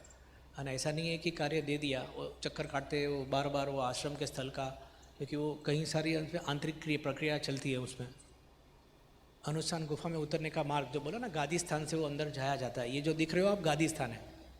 गादी स्थान कहाँ ना 15 फुट नीचे। अभी ये गादी स्थान के जो बराबर ऊपर क्या होगा, श्री मंगल मूर्ति। ऊपर गर्भगृह होता है ना, तो मंगल मूर्ति। ये गर्भगृह के नीचे गादी स्थान जो ये दिखाया मैंने, और उसके भी नीचे जाया जाता है अनुष्ठान के स्थान में। शायद कई लोग को मालूम था ये, कहीं को नहीं भी होगा, तो उनके लिए मालूम है तो उसको आपके लिए थोड़ा रिवीजन हो जाएगा। जैसे यहाँ बैठते हैं अनुष्ठान गुफा की, अनुष्ठान गुफा में क्यों कहता हूँ, क्योंकि स्वामी जी ने हिमालय में ध्यान किया है, इसलिए मैंने नाम दिया है अनुष्ठान गुफा। वहाँ पे 8 दिन का अनुष्ठान होता है इस छोटे से एक जगह से, और सचमुच शायद वह शरीर छोड़ के स्वामी जी ध्यान करते हैं। श्री विश्वचक्र 8 दिवसीय विश्वचक्र का अनुष्ठान होता है, जो आपने सबने सुना होगा, आएगी होगे, आप पार्टिसिपेट किया होगा। बट अभी ये 8 दिन में क्या होता है, श्री विश्वचक्र की स्थापना करने के हेतु श्री सुखवानंद स्वामी जी 8 दिवसीय अनुष्ठान करते हैं। पहले दिन 1 घंटा, 2 घंटा, 3 घंटा, ऐसे 7 दिन, सॉरी 8 भी नहीं होगा तो 7 दिन, एग्जैक्टली पता नहीं है 7 दिन होता है कि 8 दिन, 8 दिन, हाँ 8 दिन वो करते हैं।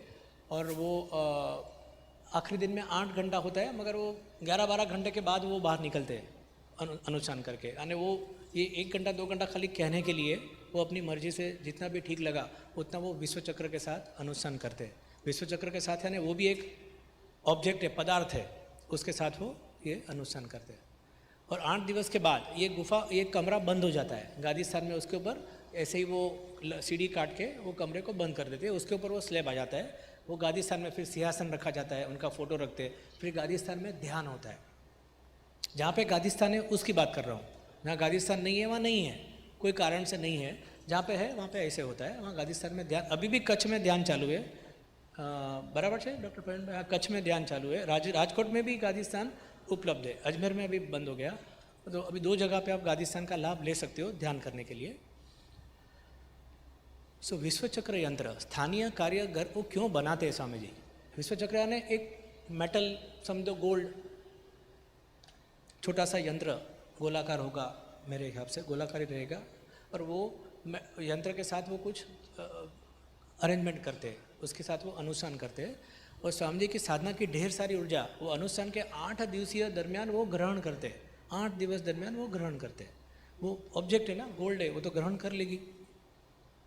धरती माँ के मैग्नेटिक और इलेक्ट्रिकल रेडिएशन की ऊर्जा को ग्रहण करना। और आपको तो पता है नीचे धरती के अंदर तो इतने सारे इलेक्ट्रिक करंट बहते हैं, आपको पता है, इलेक्ट्रोमैग्नेटिक फील्ड। आप टाइप करोगे गूगल, मालूम पड़ेगा। ये कोई नई बात तो नहीं कह रहा हूँ।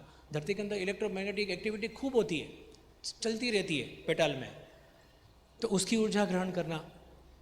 इन दोनों ऊर्जा के साथ एक नई ऊर्जा का स्रोत निर्माण करना, वो विश्वचक्र ये करता है। एक नई ऊर्जा का स्रोत करता है निर्माण। और उस ऊर्जा के गर्भगृह और गर्भगृह की मूर्ति का शुद्धिकरण होता है।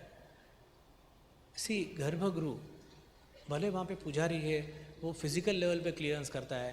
वो जो भी उसको बोलते हैं पक्ष, हम कहते हैं, जो उसको मूर्ति को साफ करना, क्लींस करना, जो पानी से, दूध से, जो भी स्वामी जी ने बताया होगा वो हिसाब से वो, या जो भी है, खाली उसको वैक्यूम क्लीनर से, मुझे पता नहीं है वो कैसे करते हैं, वो मैंने पूछा नहीं है। पर उसका शुद्धिकरण, जो मूर्ति का हम करते हैं, हम जैनों भी करते हैं ना, वो पक्षाल करते हैं, तो मूर्ति का शुद्धिकरण है। तो वो मूर्ति का शुद्धिकरण होता है। बट साथ में ये एक सटल सूक्ष्म शुद्धिकरण है कि जो ऊर्जा से वो पूरा गर्भगृह स्वच्छ होता है। ये जो ऊर्जा है वो धरती से ली हुई ऊर्जा है। और स्वामी जी ने अनुष्ठान विश्वचक्र अनुष्ठान यंत्र में डाली हुई ऊर्जा है। और वो ऊर्जा ऊर्ध्वगामी है, तो ऊपर आती है, गर्भगृह के बराबर नीचे है, तो अपने आप वो भी उसका क्लियरेंस चालू रखेगी। जो लोग आते हैं वहाँ पे, असंख्य लोग आएंगे। अभी आप बोलते हो हम कुछ भी मांगते नहीं, हम जाएंगे, पर कोई लोग मांग भी ले, कोई लोग वहाँ पे भी जाके काफ़ी असंतुष्ट तरीके से बाहर आए, काफ़ी वो आए हो तभी बहुत क्रोध में हो, काफ़ी अस्थिर भाव में हो, तो आसपास का वातावरण भी प्रदूषित होगा ना, तो उसका भी क्लियरेंस होना जरूरी है। तो ये स्वामी जी ने एक संरचना की है कि नीचे जो है वो एक शुद्धिकरण करे अपने गर्भगृह का, अपनी मंगल मूर्ति का।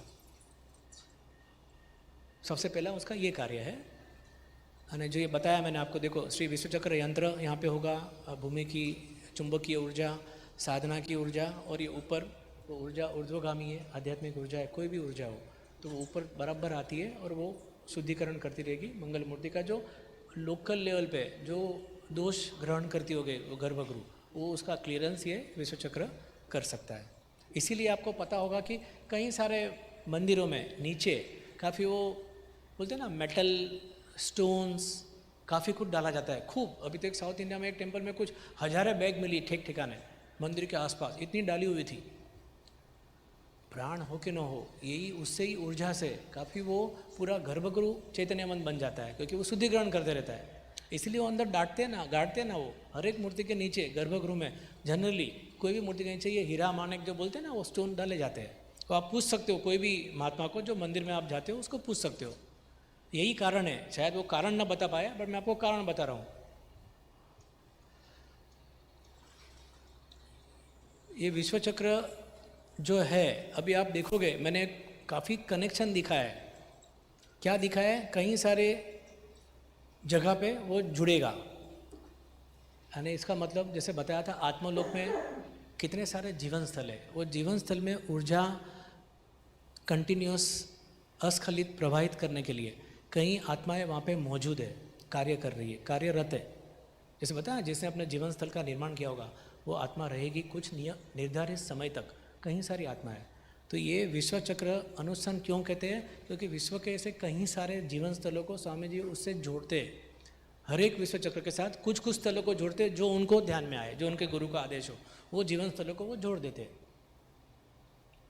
हर एक स्थल को, जीवन स्थल को वो बारीकाई से जोड़ते हैं। और वो सचमुच वो खाली वो उनको बताना पड़ता है। जिसका भी जीवन स्थल का जो बोला ना, जो रखेवाल होगा, जो उसने ये जीवन स्थल बनाया है, उसको खाली बताना पड़ता है। वो बोलता है, वो अपने आप हो जाता है कि ये स्थल अभी जुड़ गया, ये स्थल जुड़ गया, ये स्थल जुड़ गया। उसके पीछे एक मकसद है, वही बताऊंगा।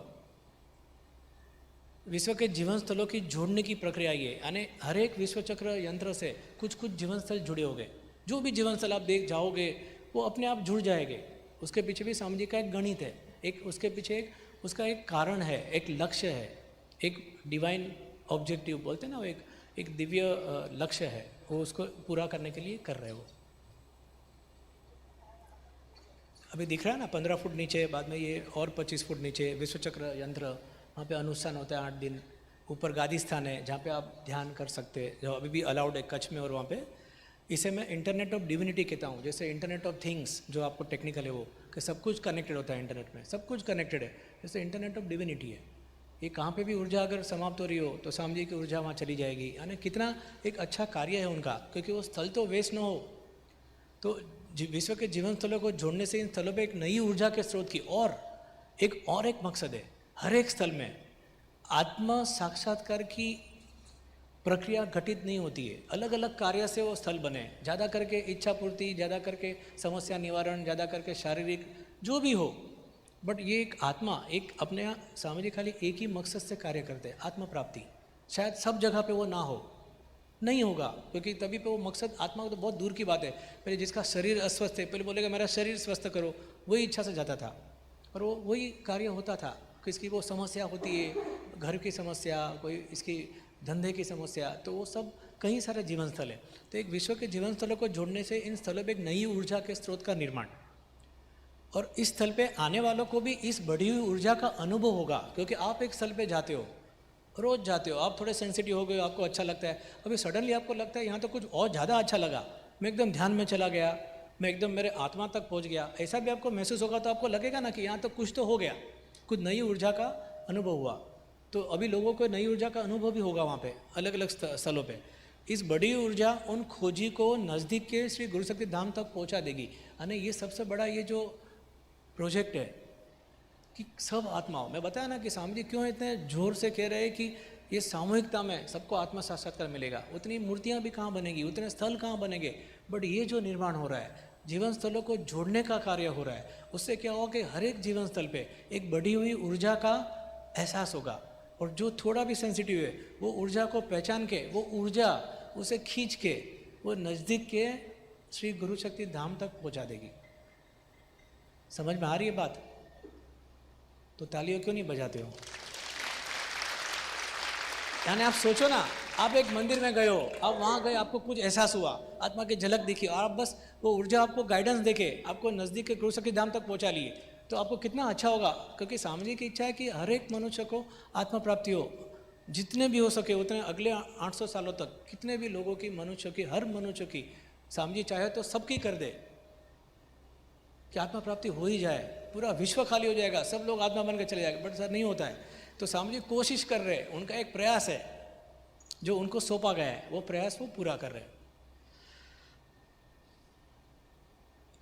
आत्मा साक्षात्कार महात्मा की ऊर्जा न केवल हड्डी को प्रभावित करती है, मगर वो उनके शरीर से जुड़े हुए हिस्सों को भी आसानी से प्रभावित करती है। जैसे मैंने बताया था, नाखून, बाल सबको प्रभावित करती है, उसमें भी वो ग्रहण करती है।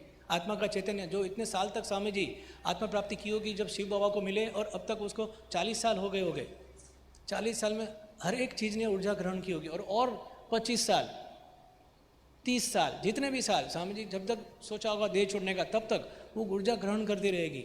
तो वो सारे हिस्सों को प्रभावित करती है, जैसे कि नाखून, बाल, दांत। स्वामी जी ने हर 8 दिनों के अनुष्ठान दरमियान इन सब ऊर्जा के स्रोत को श्री विश्व चक्र यंत्र के बिल्कुल पास रखा है। शायद आपको ये पता नहीं होगा, मैं आपको पता करा रहा हूँ। इतने छोटी छोटी बातों का ध्यान रखा गया है।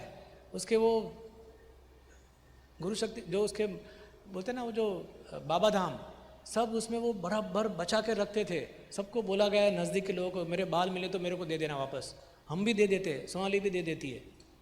बाल, नाखून सब उसके इकट्ठा करके वो एक एक उसमें रखते हैं, ड्रॉअर में, एक पेटी में बंद करके, और वो सब निकालते हैं जब भी वो अनुष्ठान हो। आप सोचो ना, प्राण प्रतिष्ठा कभी ऐसा सोचा हो किसी ने? इतना यांत्रिक, इतनी यंत्रणा है। श्री विश्वचक्र यंत्र के साथ ये सब भी स्वामी जी की जीवन भर की साधना की ऊर्जा के स्रोत बन के वहाँ पे रहेंगे, जिससे गादीस्थान और गर्भगृह हमेशा प्रभावित रहेगा। वो भी ऊर्जा का स्रोत है, विश्वचक्र यंत्र भी ऊर्जा का स्रोत है। तो गादीस्थान भी तो ऊर्जा से एकदम एकदम नज़दीक है गादीस्थान तो विश्वचक्र से, तो कितना प्रभावित होगा। और वो गर्भगृह वो भी तो प्रभावित होगा कि उसका जो क्लियरेंस हो जाए, जो दोष आ रहे लोगों के, तो थोड़ा थोड़ा सूक्ष्म स्तर पे क्लियरेंस हो जाए। स्थूल पे तो करते ही है पुजारी, ये सूक्ष्म पे भी हो जाए। श्री गुरु शक्ति धाम की अनुष्ठान गुफा में स्वामी जी को दांत, बाल, नाखून और उनकी जीवन मूर्ति के नीचे एक आध्यात्मिक यंत्रणा के तौर पर रखा गया है। वो भी स्वयं जीवन सदगुरु द्वारा। उनके जाने के बाद उनके नाखून तोड़ के, उनके बाल लेके, हमने कोई शिष्य रखने वाला नहीं है, सब खत्म। स्वामी जी खुद कर रहे हैं, वो अनुष्ठान गुफा ही बंद कर रहे हैं। हाँ, सोचो ना कितना सोचा हुआ है, ये सोचा नहीं है, ये सब घटित हो रहा है। इसमें स्वामी जी कुछ सोचते थोड़ी है। ये बोलता ना, ये विश्व में सब चला आ रहा है, ये पूरी यंत्रणा ये ब्रह्मांड ने की हुई है। बाकी आप सोचो ना, इतना बारीकाई से कोई प्राण प्रतिष्ठा आपने कभी देखी, सोची भी नहीं होगी। आप शायद पहली बार ये सब सुन रहे होगे, और ये हकीकत है। इसमें एक शब्द यहाँ नहीं है। मैं यहाँ गुरु शक्ति धाम के सानिध्य में बोल रहा हूँ, जो मुझे मालूम है, मुझे पक्का विश्वास है, वही बोल रहा हूँ। देखा हुआ है, महसूस किया हुआ है, वही बता रहा हूँ। एक शब्द मार्केटिंग का नहीं है इसमें। और गादीस्थान में ध्यान क्यों महत्व है उसका? गादीस्थान में पहुंचने का क्यों महत्व है? गादीस्थान में आप बैठोगे, आप सोचो नीचे आप एकदम सोर्स बैठे हुए सामने के, नाखून, बाल, दांत, विश्व चक्र, और आप गादीस्थान में जस्ट थोड़ी ऊंचर, वो भी भूगर्भ में बैठे हो आप। इसी भूगर्भ में बैठना एक अलग ही लावा है। जमीन के नीचे वो इलेक्ट्रोमैग्नेटिक फील्ड आपको ऐसे भी काफ़ी उकसाते हैं, इसलिए वो नीचे भी जमीन के अंदर पहुँच के ध्यान करना। इसलिए लोग है ना, अपने आप को दोष दूर करने के लिए वो बीच पे आपने देखा होगा, यहाँ तक अपने आप को डांट देते हैं। आपने देखा होगा 10-10 हज़ार दे के, 20 हज़ार दे के, वो थेरापी होती है। जमीन में अंदर खड़े रहो, जमीन के तरंग आपको क्लियर करेंगे। तो ये सब तो तरंग, जमीन के तरंग, विश्व चक्र के तरंग, दांत के तरंग, बाल के तरंग, सब विश्व चक्र गुफा में, अनुष्ठान गुफा में रखे हुए हैं। श्री गादीस्थान मंगल मूर्ति की स्थापना तक ही खुला रहता है। बाद में एक बार गर्भगृह बन गया तो गादीस्थान बंद करना पड़ेगा, वहाँ जा नहीं पाओगे आप। तो वो तब तक ही खुला रहता है। अभी कच्छ में खुला है और अभी राजकोट में खुला है। आपको एक खाली ये बता रहा हूँ समझाने के लिए। काशी आप सब गए होगे, वाराणसी, अभी मोदी जी का इतना प्रचंड चेंजेस आ गए, डेवलपमेंट आ गए। सब गए हो वाराणसी? घाट में गए हो क्या? मणिकर्णम घाट वगैरह जहाँ पे वो शव को जलाते हैं, सब गए होगे। वहाँ पे आपने देखा होगा वो उत्तर वाहिनी गंगा, पूरी गंगा उत्तर से दक्षिण जाती है। केवल वही जगह जहाँ पे वो शवों को जलाया जाता है, करीबन 12-13 किलोमीटर वो स्ट्रेच है, जो अलग अलग घाट है, वो गंगा उल्टी बहती है। आप गूगल कर सकते हो, वहाँ जाके खुद स्वयं देख सकते हो कि वो दक्षिण से उत्तर जा रही है क्या। उसे उत्तर वाहिनी गंगा कहते हैं। ये क्यों हुआ था? पहले कुछ, जब भी बोलता ना, हजारों साल पहले, जब भी किसी को ऐसे भी मोक्ष नहीं मिल रहा था, तो किसी तो गुरु ने हिमालय पे ऐसी इच्छा की होगी, एक गंगा के प्रवाह के माध्यम से जब भी वो शव को लाया जाता है, तभी उसकी कुंडलिनी होती है, बाकी के नीचे के स्तर के जो शरीर होते हैं वो सबको रखते हैं। तो ये देखो आप, जो रखते हैं तो वो क्यों साउथ नॉर्थ रखते हैं पता है? पाँव होता है दक्षिण और सिर होता है नॉर्थ उत्तर, पता है? ये सबको पता होगा। कि कोई भी डेड बॉडी को ऐसे ही रखा जाता है घर में भी, और मैग्नेटिक रीज़न भी है उसके पीछे। इसलिए हम सोते नहीं हैं, कभी हम लोग नॉर्थ में सिर रख के नहीं सोते। फिर बोलोगे ये क्या हो गया, कुछ शरीर साथ नहीं दे रहा है, नहीं देगा, क्योंकि वो मैग्नेटिक कारण भी है उसके, इलेक्ट्रोमैग्नेटिक कुछ रीजन्स है मैग्नेटिज्म अर्थ का। तो नॉर्थ में हम लोग सिर नहीं रखते जिंदा हो तो, जब मृत्यु के बाद ये ऐसी पोजीशन होती है जो आपको पता होगा कहीं, तो ये वहाँ पे शव को रखते हैं। जब भी वो शव को, आपको मालूम है लोग मरने को वहाँ जाते थे काशी, कि हम वहाँ पे देह छोड़े, वहाँ देह छोड़ेंगे, वहाँ फट से वो वहाँ बिठाएगा, और नीचे के स्तर के सूक्ष्म शरीर को छूटने के लिए थोड़ा टाइम लगेगा। वो आत्मा जैसा नहीं है कि सेकंड में पहुंच जाए आत्मा लोक में, सो इसलिए 4 दिन चौथा करते, तो वो शरीर वहाँ रखा है, भले दाह देने वाले।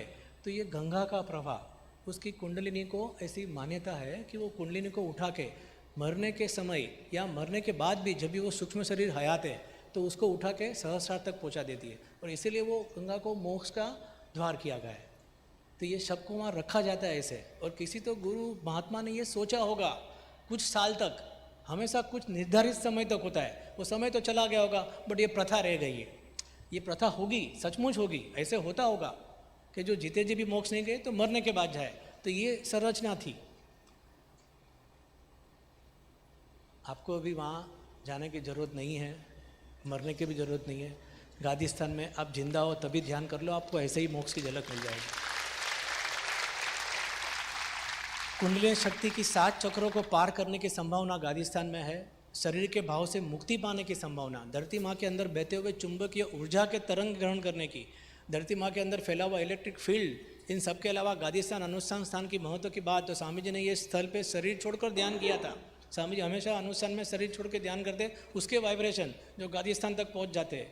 गादी स्थान में जो किया था स्वामी जी करते हैं ध्यान, तो वो एक संभावना है कि आपको वहीं सब मिल जाए, जीते जी मिल जाए। गादी स्थान में आप बैठोगे और ध्यान करोगे तो आपको जरूर ये मिल सकता है। ज़रूर जाइए, गादी स्थान पे ध्यान करना ही है, नहीं किया है तो, आज तक नहीं किया तो ज़रूर जाओ और कर सको एक बार तो बहुत ही अच्छा है। और एक आखिरी एक आध्यात्मिक अनुनाद, आपने अनुनाद रेजोनेंस का सुना है? रेजोनेंस कोई तो साइंस में 10th 12th में हमेशा आता था, फिजिक्स में। आपको मैं कोई एग्जांपल देता हूँ, जब भी कोई झूला झूलता है, कितना भी वो कोशिश करे अपने आप, ज़्यादा वो छलांग नहीं मार सकता है झूला, खाली एक थोड़ी 2 उंगली से भी आप धक्का दोगे उसको तो कितनी बड़ी बड़ी वो उसकी आग बनती है। देखा होगा ना, उसको रेजोनेंस कहते हैं, जो मैकेनिकल रेजोनेंस कहते हैं, जो साइंस पढ़े सबको मालूम है। ये एक साउंड रेजोनेंस, साउंड की एनर्जी, इसलिए वो ग्लास टूट जाते हैं ना, वो स्पीकर रखते हो। ये सब का कारण क्या है कि एक, ज़्यादा नहीं बोलूँगा, एक नेचुरल फ्रीक्वेंसी होती है ऑब्जेक्ट की, और नेचुरल फ्रीक्वेंसी जब भी वो इसकी बाहर से जो एक्सटर्नल फोर्स की फ्रीक्वेंसी से मैच हो जाती है तो वो टूट जाती है। ये उसको अनुनाद कहते हैं, रेजोनेंस। सबसे ताज़ा, ये मैं तो कब का लेके घूम रहा हूँ कि ब्रिज टूट सकते हैं। ये आपको एग्जांपल तो मैं सालों से दे रहा हूँ, अभी मोरबी में वही तो हुआ।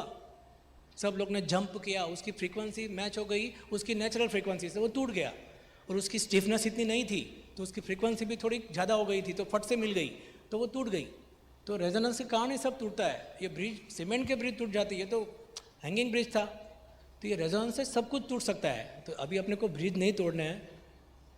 मैं आपको ये क्यों बता रहा हूँ, क्योंकि एक संरचना है।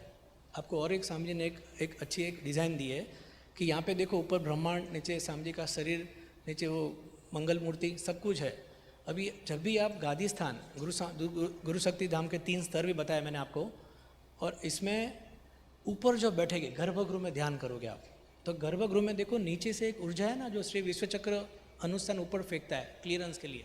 आपको बोला था मैंने, दांत बाल सब इकट्ठा एक ऊर्जा ऊपर आती है, और एक मंगल मूर्ति भी एक ऊर्जा है।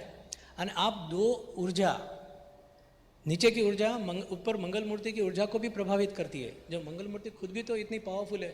अब ये 2 फील्ड है, तो कभी ना कभी रेजोनेंस तो होगा। थोड़ी हल्की सी भी एक्सटर्नल फोर्स आया तो रेजोनेंस होगा, तो क्या होगा, कुछ तो टूटना है। क्या टूटेगा?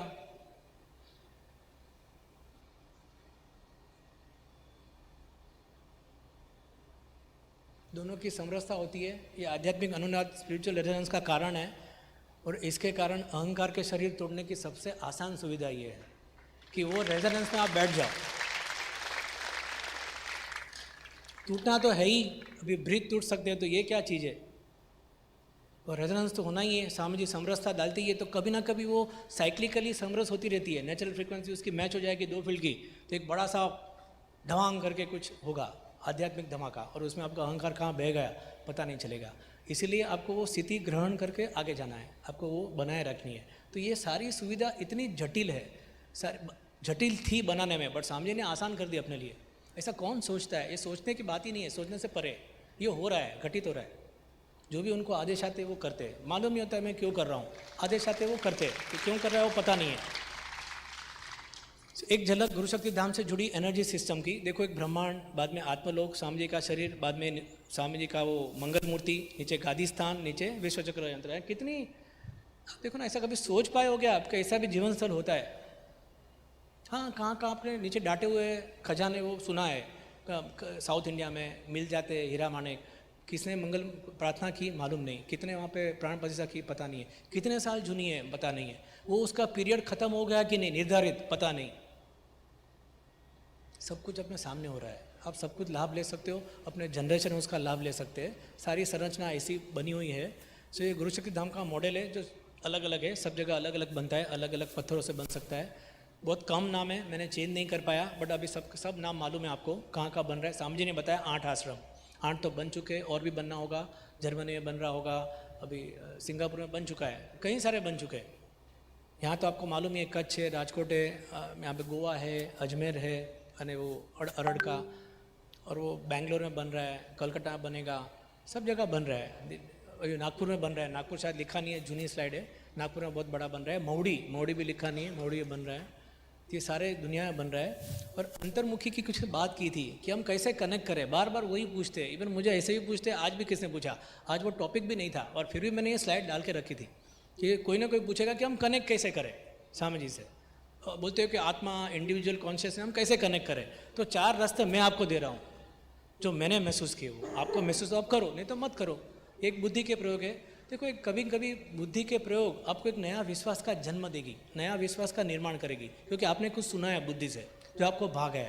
आप उससे प्रसन्न भी हो, आप उससे थोड़े कन्विंस भी हो, तो एक नए विश्वास का जन्म हो सकता है। और विश्वास का जागृति हो गई, फिर बुद्धि का कोई रोल नहीं है, फिर आपको ऐसे ही सब कुछ मिल जाएगा। तो आप 4, आपको एक चाबियाँ मैं मेरी तरफ से जो मैंने महसूस किए देता हूँ। मैं हर एक वर्कशॉप में बोलता हूँ, कुछ समय उन्हें सुनो। आप प्रवचन सुन सकते हो, यूट्यूब पे भरपूर प्रवचन है। जब भी तकलीफ में हो सुनो। ब्रेन, बोलता हूँ ना, अपना ब्रेन वेव सिंक्रोनाइजेशन चालू हो जाएगा। आप खाली करके देखो, ये साइंटिफिक फैक्ट है। साइकाट्रिस्ट बैठे, आप उसे पूछ सकते हो, ब्रेन वेव पैटर्न सिंक्रोनाइजेशन कह सकते हो। इसलिए आप जाते हो भाग के ऑर्केस्ट्रा में, कई सारी कैफ़े में स्टोरी बुक रीडिंग होता है। क्यों होता है? कैफ़े में वो स्टोरी बुक बराबर सारी अच्छी स्थिति लेके, अच्छी बुक लेके पढ़ता है भाव में आके, तो लोग उससे कनेक्ट हो जाते हैं, तो उसको भी अनायास से एक अच्छी पैटर्न मिल जाती है ब्रेन की। ये सब बोलते हैं ना, कोई भी इवन स्टोरी टेलर से भी आप कनेक्ट हो सकते हो आसानी से। ब्रेन वेव कनेक्ट होना है, अपने ब्रेन वेव की हालत ऐसी होनी कि जैसी उनकी है। तो ये स्वामी जी की अवस्था के नज़दीक पहुंच जाओगे आप, उनको सुन के सबसे पहले। दूसरा, उनके आभा मंडल में प्रभाव में आकर, जो आप आने वाले हो, जो आप उनके प्रभाव ओरा उसमें आप बैठे हो और बैठने वाले हो 3 दिन तक, तो उससे तो आपको कनेक्ट होकर आप जरूर कनेक्ट हो ही जाओगे, आपको उसको अवस्था मिल ही जाएगी। उनके नाम से जुड़े हुए गुरु मंत्र द्वारा ध्यान करो। मैं तो कहूँगा, मैं एक पवित्र आत्मा हूँ, मैं एक शुद्ध आत्मा हूँ, बहुत ही अच्छा मंत्र है, पर दिल से कह रहा हूँ, अगर गुरु मंत्र की चैंटिंग करोगे तो आपका कनेक्शन होना ही होना है। ये एक संरचना है, टेलीपैथी के माध्यम से गुरु मंत्र के नाम से कनेक्ट होना।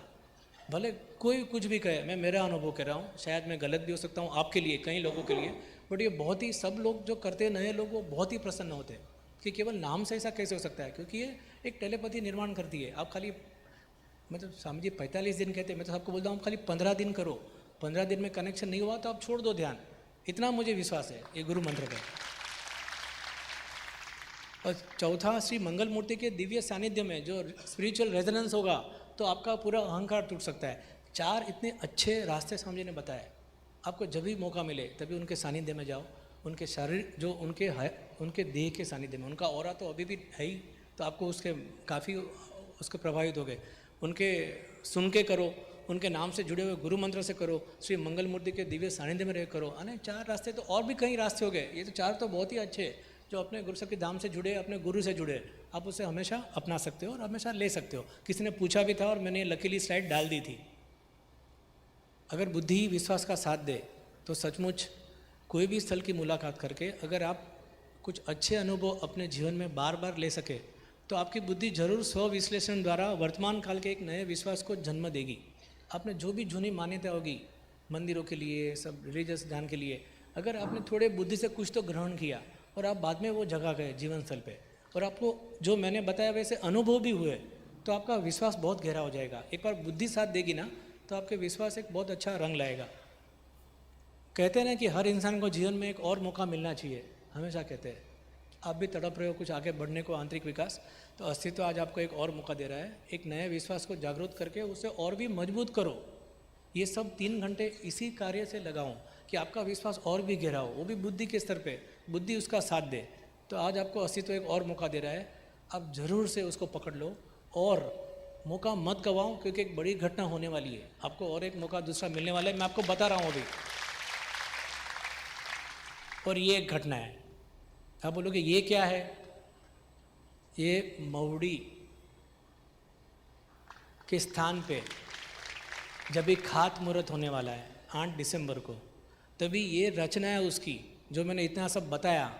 तो बीच में आपको जो दिख रहा है वो गादी स्थान है। गादी स्थान 55x55 सबसे बड़ा, शायद कहाँ पे भी नहीं होगा, कोई भी जीवन स्थल में नहीं होगा इतना बड़ा, नीचे जो एक इतना बड़ा रूम रखा हो गादी स्थान।